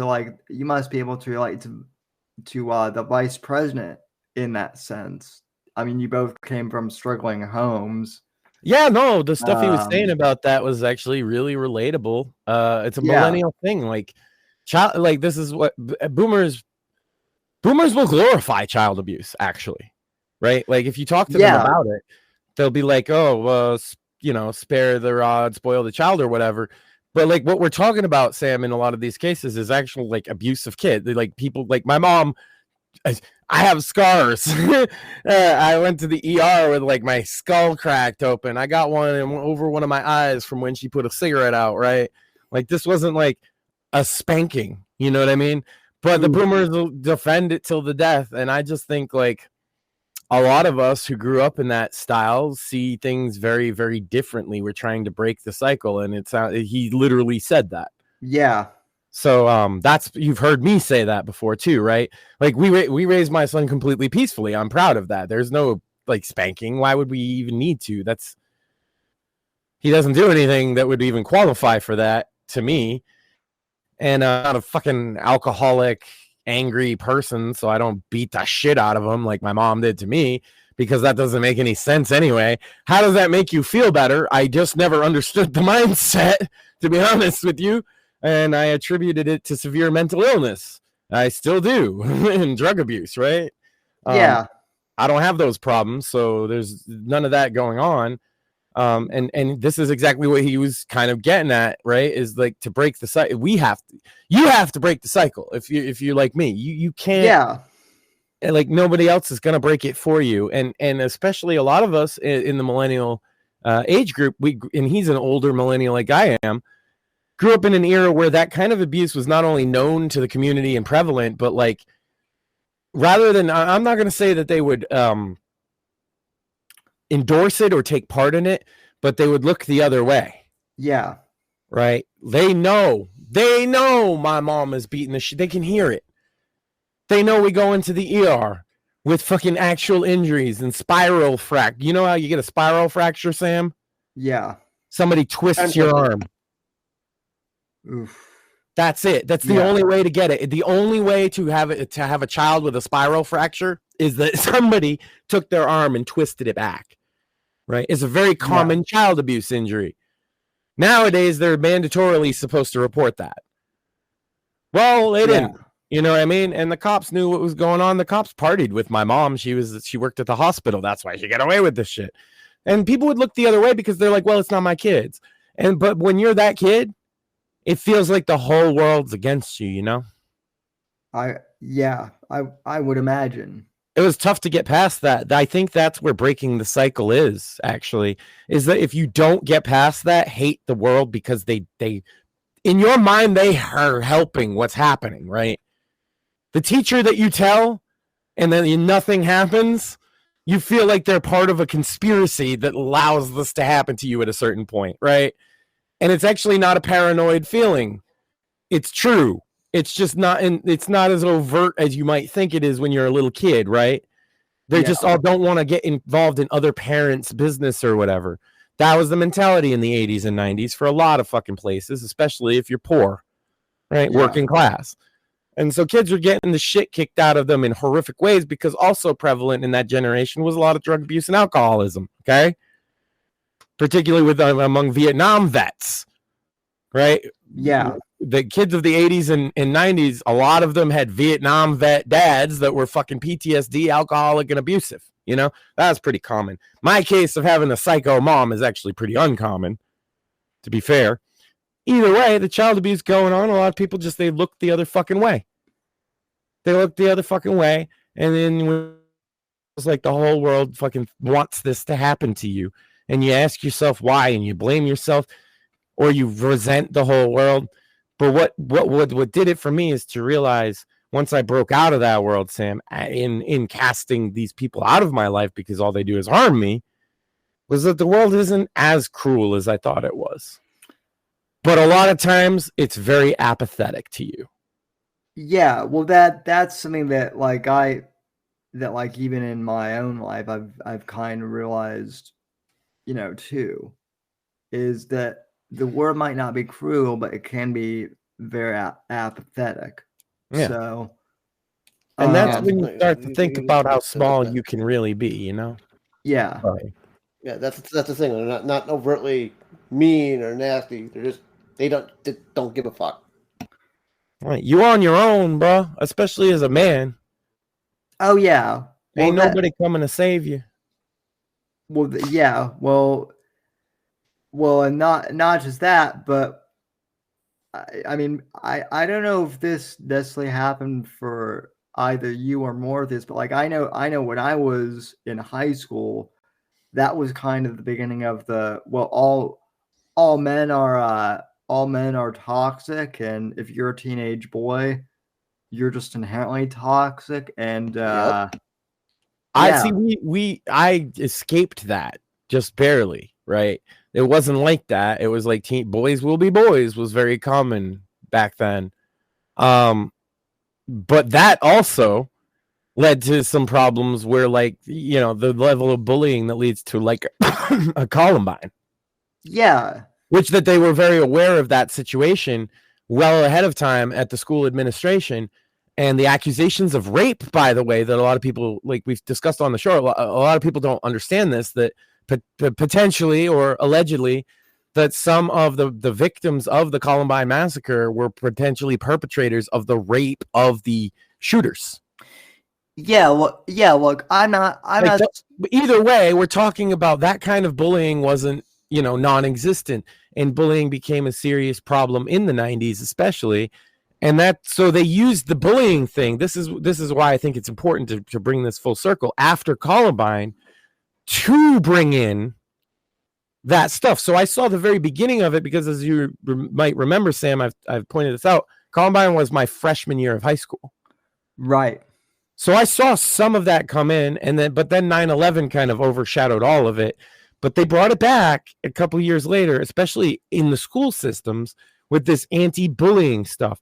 You know, there was not any of that when I was growing up to that degree, like it was pushed upon your generation, right? Right, yeah. But the bullying was a result of the schools, being very lax about bullying. It wasn't a result of the kids. They still act like it's the kids. Yeah. Well, what I'm saying is like, yeah, it probably wasn't good that like that that Harris and Cleveland were being bullied. But what I'm saying is the schools, and this is typical of boomers too, they take one extreme and then or the other. Yeah. So in Columbine, they did other. nothing, and now they arrest you for the stupid little thing. For example, I know for a fact a kid in Massachusetts, somewhat nearby, because I read about it recently, made a list of people he didn't like, and they arrested him, saying it was a hit list. It was a list of people that bullied him. So sometimes now the overreaction towards like, anti-bullying, and we got to worry about the shooters, ends up the system itself bullies a motherfucker. I almost got expelled from my middle school, or I guess junior high, depending on what you call it, because I had a butter knife in my backpack. I didn't know that was in there, and have I told this story to you on air? I know I've told Apex. I actually don't think so, but that's amazing because all I can picture is how much damage did they think Sam with the butter knife was going to do? Well, okay, so that was the Let's say, hold on, Sam. I just want to drink this in for a second. Let's say you did go on a murderous psychopathic rampage. Okay, you're a little kid at this time too. Yeah, How much damage could little Sammy with a butter knife do? In a wheelchair. Well, I mean, that's a given, right? In a wheelchair. I mean, I might be able to poke someone in the shins. Well, I mean, let's be real. Logistically, you might get to stab one person, but that would be it. But it's a butter knife. In the shins too, right? Because low, right? Yeah, exactly. Yeah. So what was? I just wanted to understand the absurdity of the play in front of us. Yeah. What was the school's take? Did you get in trouble? So no. So literally what happened was Psycho Sam with this butter knife. So I don't even know how the butter knife got in there. Likely story from a psycho. Sure. No, my one of my Sammy was sleep wheeling the night before, went into the kitchen, grabbed the butter knife, put it in a bag, and then went back to bed. Show us the basement tape, Sam. What were you really gonna do?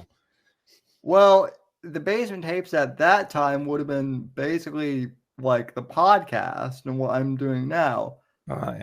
See, a political radical already. Geez. Yeah, well, basically, so I didn't even know I had the butter knife, and one of my teacher's assistants unpacked my backpack, and they just found it, and I was like, I have no idea. They were like, oh my God, look at this wheelchair bound child. He is clearly a terrorist. No, I just can't get over it, Sam. Yeah. I had to go to the dean's office, and the dean was actually like Sammy bin Laden over here. No, what's funny is Samuel bin Laden bin Muhammad. So the dean was actually friends with my mom because they were both on they were both part of the Republican precinct. We will use the plastic fork. We will gouge out the eye of the infidel. So they didn't know what to do because the school district was like, well, if you bring a weapon, you're supposed to get expelled. But it's not a weapon, it's a utensil. Yeah, but again, Max, after Columbine, metal utensils. They let us have plastic knives. That's what I'm saying is I didn't. So I saw some of it. I've talked about this before. Like I got suspended many times for not taking off my jacket. Things like that. I definitely experienced some of what you're talking, the toxic males thing, but it wasn't yet directed at all men. It was directed at weirdos like me. Right? Who maybe were like a little on the goth side or fucking didn't quite fit in. Well, because the Columbine kids, that describes them, right? Therefore, all of us got painted with that brush. I'm not kidding. I got called psycho after the Columbine. Like I had something to do with it. I never wore a trench coat in my life, Sam. What? Or a duster. That shit's gay. I wore a leather jacket like you would wear if you rode a motorcycle. Because guess what? Ding dong, I rode a fucking motorcycle. Yeah. Why the fuck would I wear a biker jacket, Sam? I don't know. You know what? It's because I'm a fucking trench coat wearing fucking, like, come on. You know what? I actually got in trouble for wearing a leather jacket too, and I never understood why, but that's probably why. Because of people like me who wouldn't take it off. It went around among, I'm not even kidding, it went around like the safety conferences and shit that these passive aggressive cat lady teachers have, and they started talking about, the kids who wear the leather coats too especially will be defiant about this, so we have to ban leather coat. They banned leather coats in almost every school in America, Sam. Yeah, I remember that. So I really fucked with them though. But it was completely organic and not from the top down, by the way. It was completely, every school just made this decision on their own. So I really messed with them. Just like banning Trump when that happened. So I really messed with them when it came to the leather jacket because mine was insulated. Mine was insulated, and so my whole thing was like, look, my leather jacket is insulated, and I'm a skinny guy, and it's wintertime in Denver. Do you really want the crippled kid to freeze? Well, yes, no. Yes, they do. So they said I couldn't wear colors. I was like, what do you mean? They meant my ICP patch was like apparently my biker gang colors. I'm like, bro, like I got a Metallica one too. Is that a gang? One of my teachers thought that my Boy Scout colors were like gang colors initially, and then one of the here's the thing, Sam, is like I've grew up around biker gangs and shit, and they're fucking fine by me. I don't have a problem with none of them. Like mass outlaws and shit, they're fucking cool. But I was just never a part of any of the biker gangs, right? Like I rode my motorcycle to school because it was practical because we had it in the barn. And so I fixed it up to ride to school. It wasn't like I was like, oh, I'm going to join a biker gang. I was like fucking 16. Right. But they're like, he's got colors on. I'm like, what do you mean? The anthrax patch? Your school made you take off your purple bandana. What did they think? You were in Judgment Day? Oh, fucking no. I just thought it was cool the way I had it on. I just think it's funny that now in 2024 there's a gang that's color is purple. So they were right about you. No, there's other gangs that do have purple colors. I don't know. I used to rock bandanas to school with like designs on them and shit, and they'd be like, "You can't wear that. That's gang paraphernalia." I'm like, bro, it's literally like, I don't know, like an Iron Maiden album cover. What gang is that? The Iron Maiden gang? It's crazy. I've been called a gang member my whole life, and it's and look, I've associated with many gang members. Well, listen, Max. I meet people where they're at, Sam, and sometimes that means they're a gang member, and sometimes that means they commit criminal activity. But I treat people based on how they treat me. You see? Well, listen, Max. If you were part of the if you were part of the Metallica gang in high school, then I was part of the Van Halen. Well, I was in multiple gangs. I had Van Halen. You bet your ass. I had a Van Halen patch and all that shit. I was a leather jacket guy, and I had like a taste in 80s metal and ICP. Yes, it was a little eccentric. Whatever. But like, they were like, it's a gang. He's a biker gang at school. Oh my God. Meanwhile, I'm riding. Dude, if a biker gang and you tried to join them, riding a beat up 1983 shitty fucking Honda, they beat you up. Yeah. Them dudes ride chopper. Like, it was a chopper. Don't get me. It's not a rice burner, You know what I'm saying? It's like a Harley style Honda, but like it's literally by the time I'm driving it, it's almost 20 fucking years old and they're barely hanging on. Yeah, I'm gonna bring that and be like, yeah, Hell's Angels, let's go. And they're gonna be like, get out of here, nerd. Well, no, you don't understand, Max. Motorcycles are scary. Shout out to the Hells Angels, though. That's not true. Hells Angels have always been very nice to me, as well as the fucking mass outlaws. Whatever you want to say about gangs. Really quick there, Sammy. I got a biker story. Anytime that I'm at an outdoor concert, I get up right up front against the stage. And the last concert I was at, big giant burly biker dude. He's like, "Hey, dude, you want to go up?" And he fucking locked down my chair, and him and his buddies lifted me up, and I went crowd surfing on top of a bunch of biker dudes. Yeah. Biker dudes can be the realest motherfuckers in the world. That's what I'm saying. I love me some biker dudes. Yeah. Same here. Yeah. But, and the biker for Christ type dudes too are usually pretty cool. Yeah. Maxine is gonna be irritated here in a sec because one of the goth girls that I went to high school with, a teacher accused her of escorting simply because she was a goth girl. I don't know. To be fair, she might have used too much makeup. Not every goth girl is a fucking dominatrix, all right? Goddamn. Well, why not?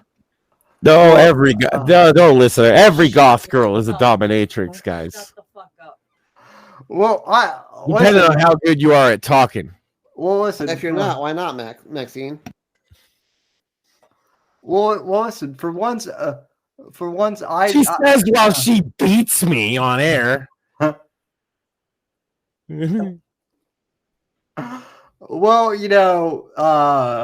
Just fucking call me a dominatrix. I didn't say that. I just said that you're literally holding a book ready to throw at me. Yeah, so doesn't disprove it. Especially knowing how invulnerable to pain I am. So, is that it? Is the that... emotional kind? I'm sorry, Sam. Go ahead. I mean, are we gonna visit? Are we gonna witness a murder? That's always my. No, it's okay. That's always my question. Yeah. So anyway, I'll be okay, Sam. Looking back, this super perverted teacher that I had accused this. Listen,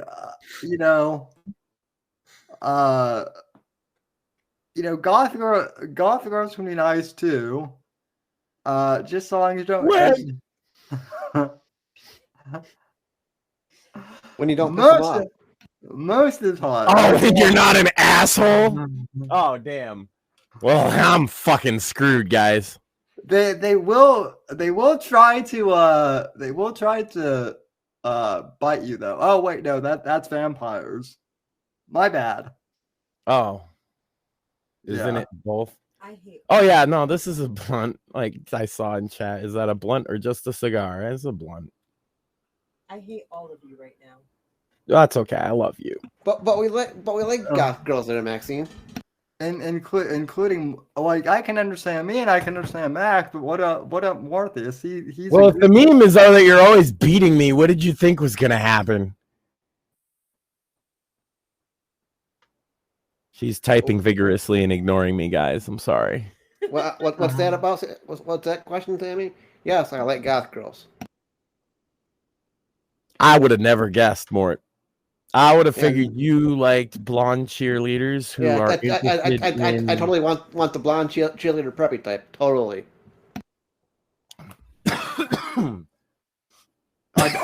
Excuse me. I mean. Coughing too hard, dude. Don't die, Max.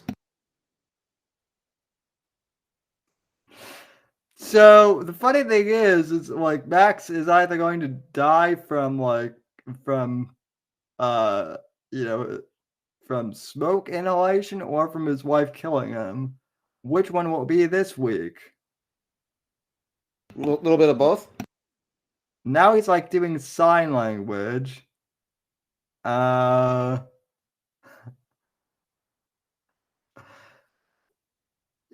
Okay, now, wow, this is like entertaining.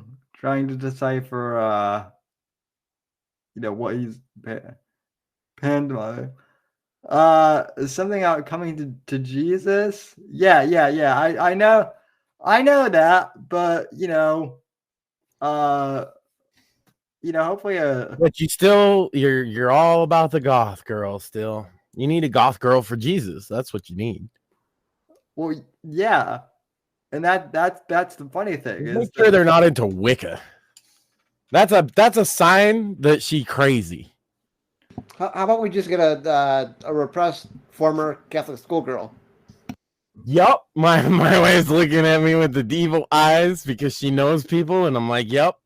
no, It's a red flag, guys. no more the repressed Catholic schoolgirls. Those are the worst. Okay, she dabbled with Wicca as a teenager. No. I'm saying if a girl's like, I'm a Wiccan. Ooh. No, I know Run. those people. Run.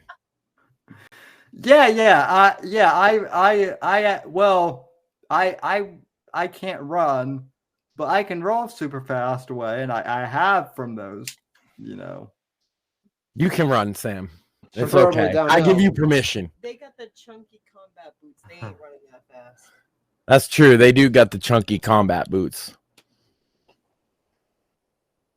You can roll way faster than that. Yeah. But no, seriously, because all of them are like mall witch motherfuckers, right? That watch the movie The Craft and the show Charmed, and they think that means that they know like the ancient witching secrets. Half of them will tell you shit from literally Charmed. Yeah. Talking about that one more. It's insane. Yeah. So yeah, mall witches are literally like the biggest red flag I can possibly think of, except like a cam girl. And sometimes they're Goth like- girls, yes. Mall witches, no.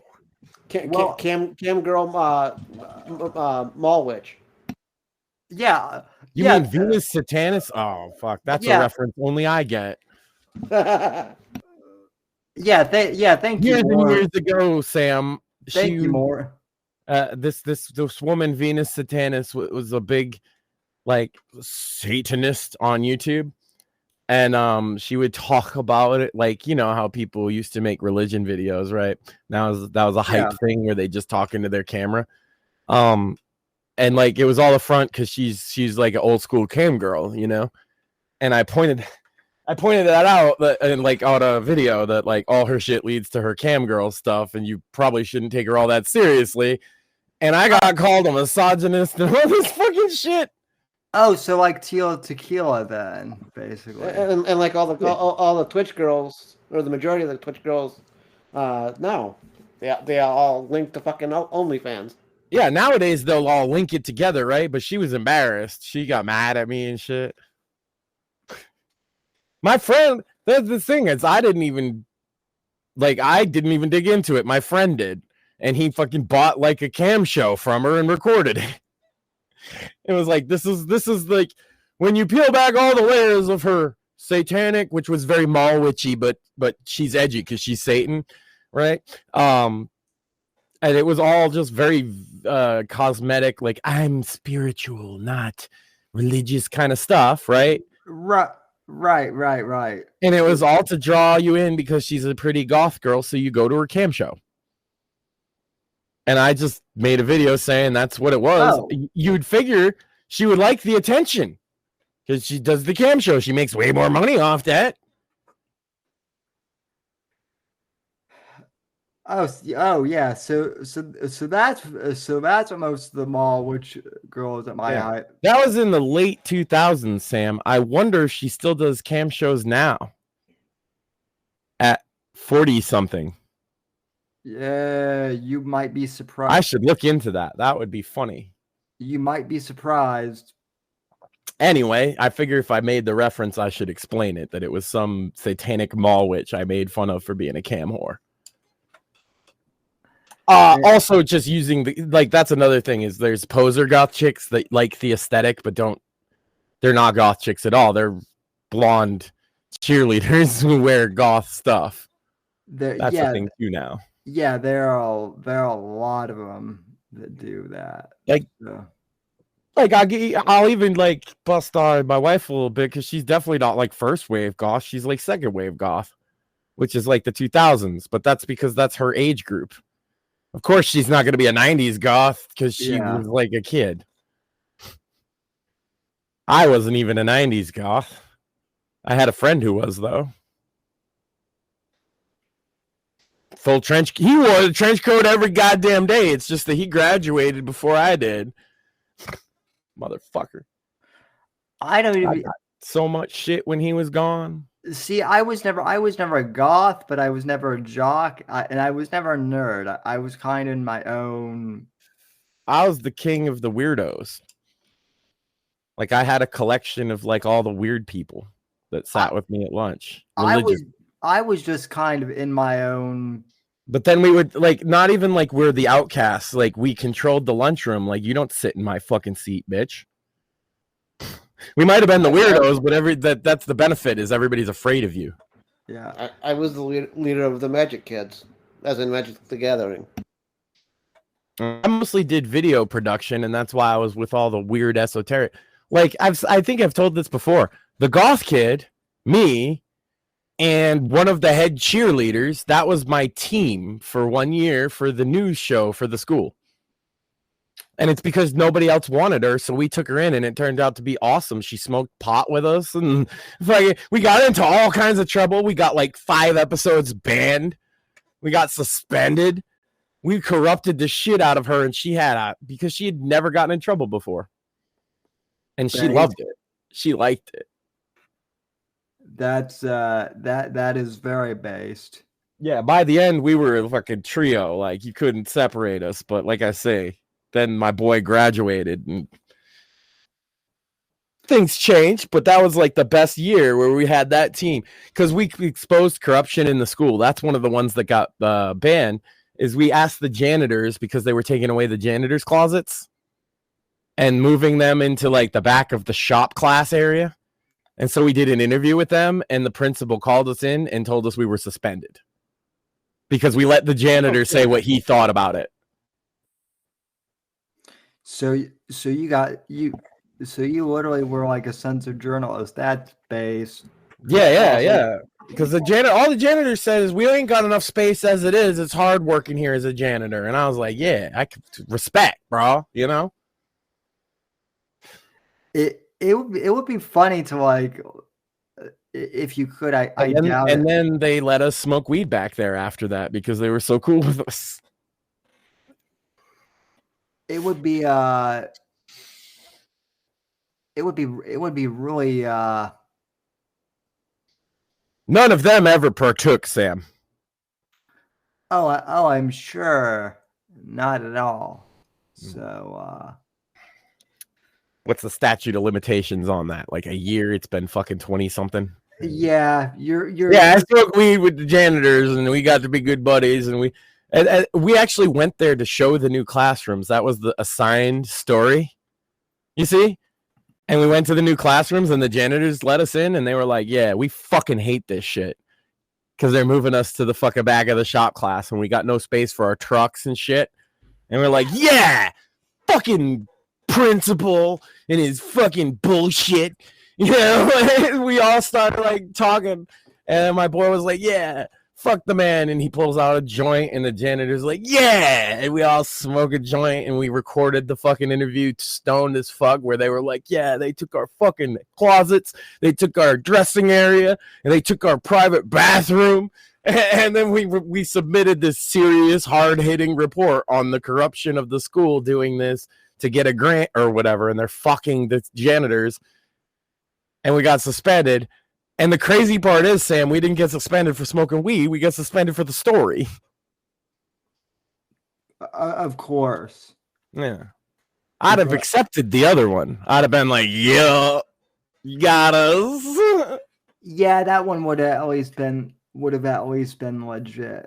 But yeah, I did get suspended for smoking cigarettes a couple times outside the waiting for the bus. yeah. Joe Fish says the big thing now is OnlyFans girls converting to Christian and trying to teach the Bible or the I have no problem with that. We've actually talked my problem with that is that they're not good teachers, but otherwise it's better than being a slut, I guess. Does that make sense? Yeah. We've talked about that very thing on this show before. I don't think but also scripture tells us that we shouldn't necessarily judge where the message comes from if it leads people to God. Yeah.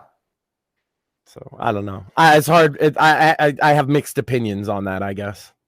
Yeah, same here. But anyway, well, I don't think we also, have. my father-in-law left me that message about women teaching scripture, Sam. Remember that? And how wives should obey their husbands. That was like his last message to me in his Bible. So yeah. Ow. And also that you shouldn't let your wife beat you.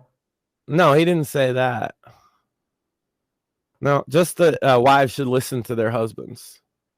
She listens, Sam, then she just throws a book at me. It's fair. It's fine.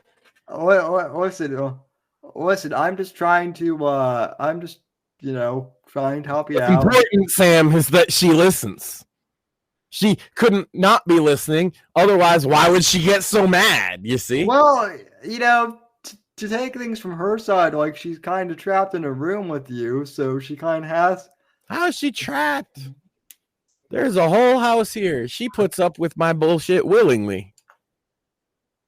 God bless you for it. Yeah. Who else?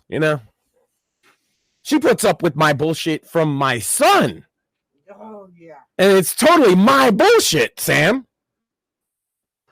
Oh, good. So he's except he doesn't know when to slow down. Something, you know what I mean? Like he'll tickle mom and just never stop, and she can't breathe. So he's learning. He's learning then. Unfortunately. Or he loves to trick her and scare her, like legitimately. That's like one of his and me. Most of the time, I let him have it though. It's hard to scare me. He gets me sometimes. I'll be honest. He got me earlier. I was coming up the stairs, and when I opened the door, he was just like, "Boo!" And I was like, "Ah, yeah, he got me." He's like, "I got you, Dad." And then I tried to do it back to him. Like I waited a second. I went, "Boo!" And he's like, "You missed." I win. How do you argue with that, man? He loves to torture me with his girlfriends. Oh yeah, and I got another one for you, Sam. If you got an extra minute or so. I go to school today to get the boy, right? And he's so excited. He runs out to me. He's like, Daddy. And he's like, I got a sticker.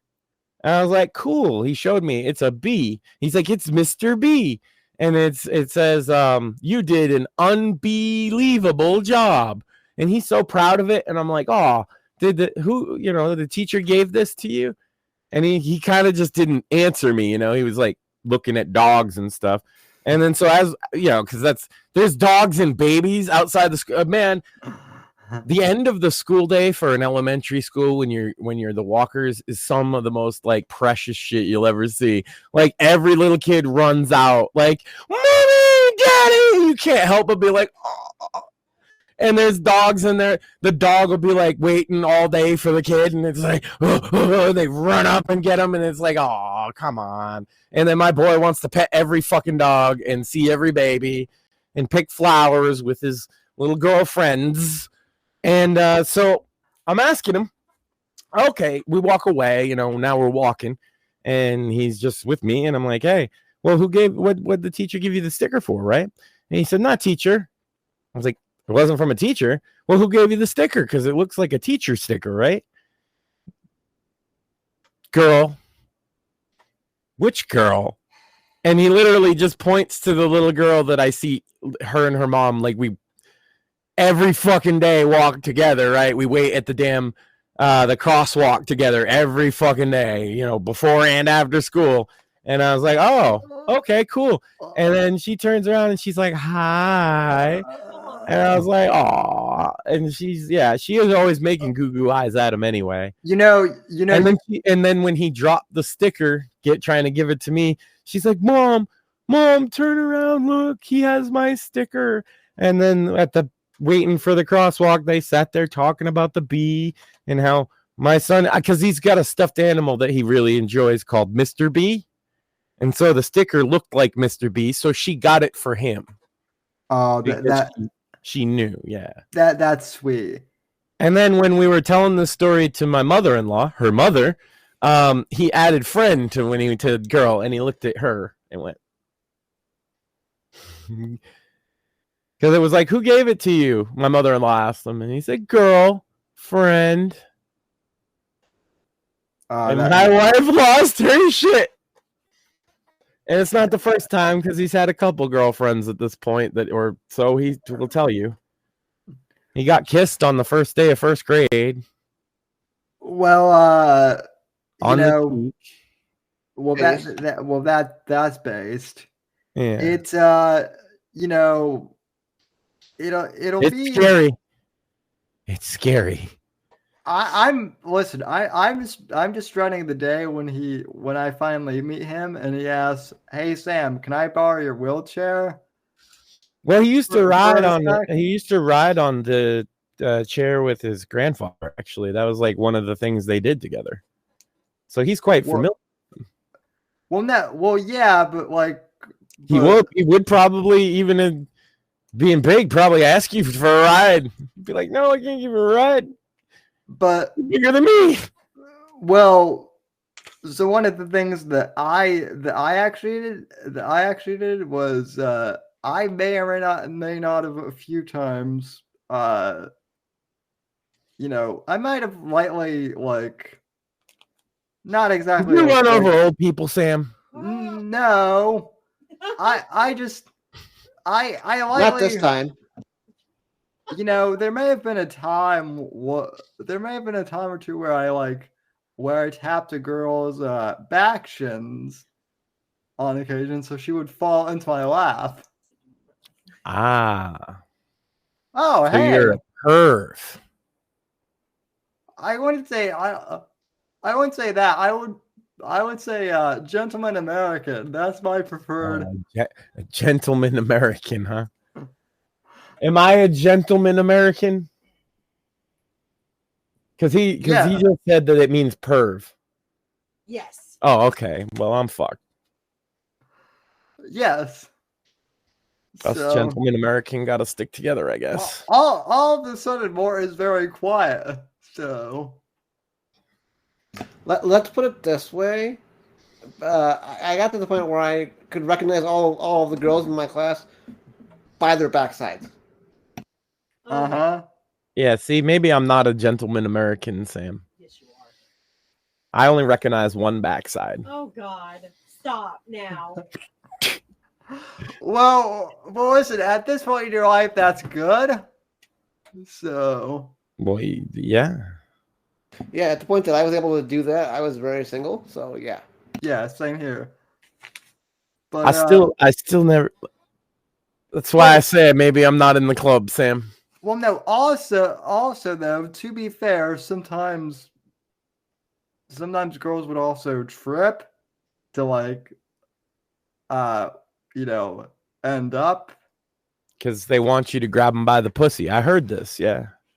Yeah. I mean, they either trip or they accidentally on purpose drop something close to you and bend over in a very inconspicuous way where you get a full shot. Oh yeah, that happens too. So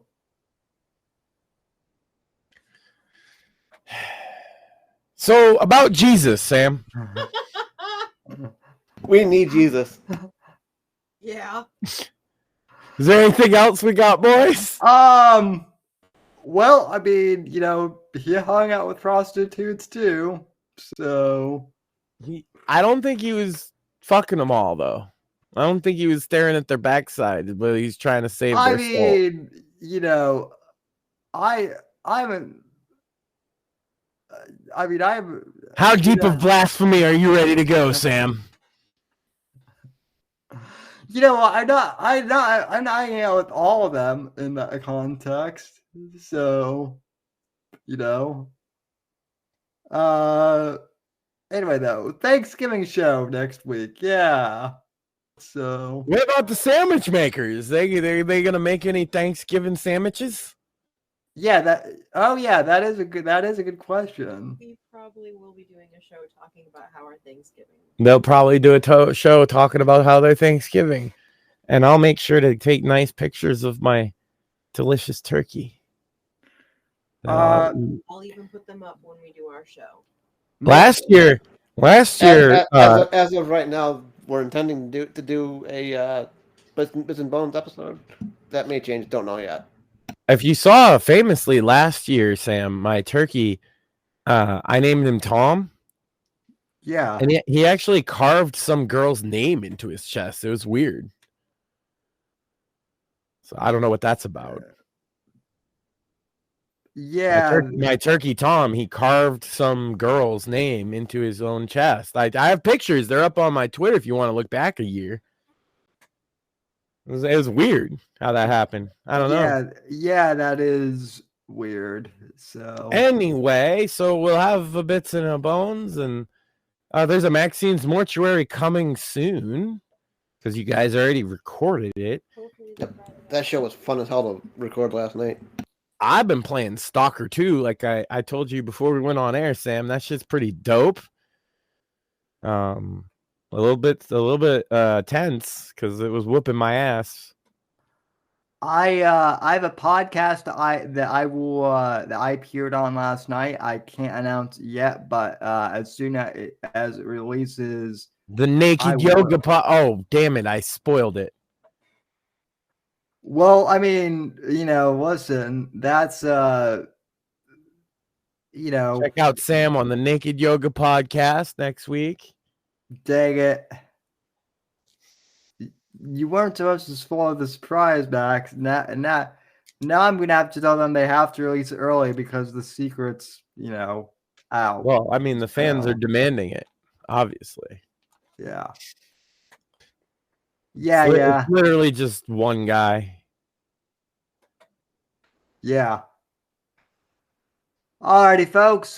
Thanks for tuning in, and we will see you next week.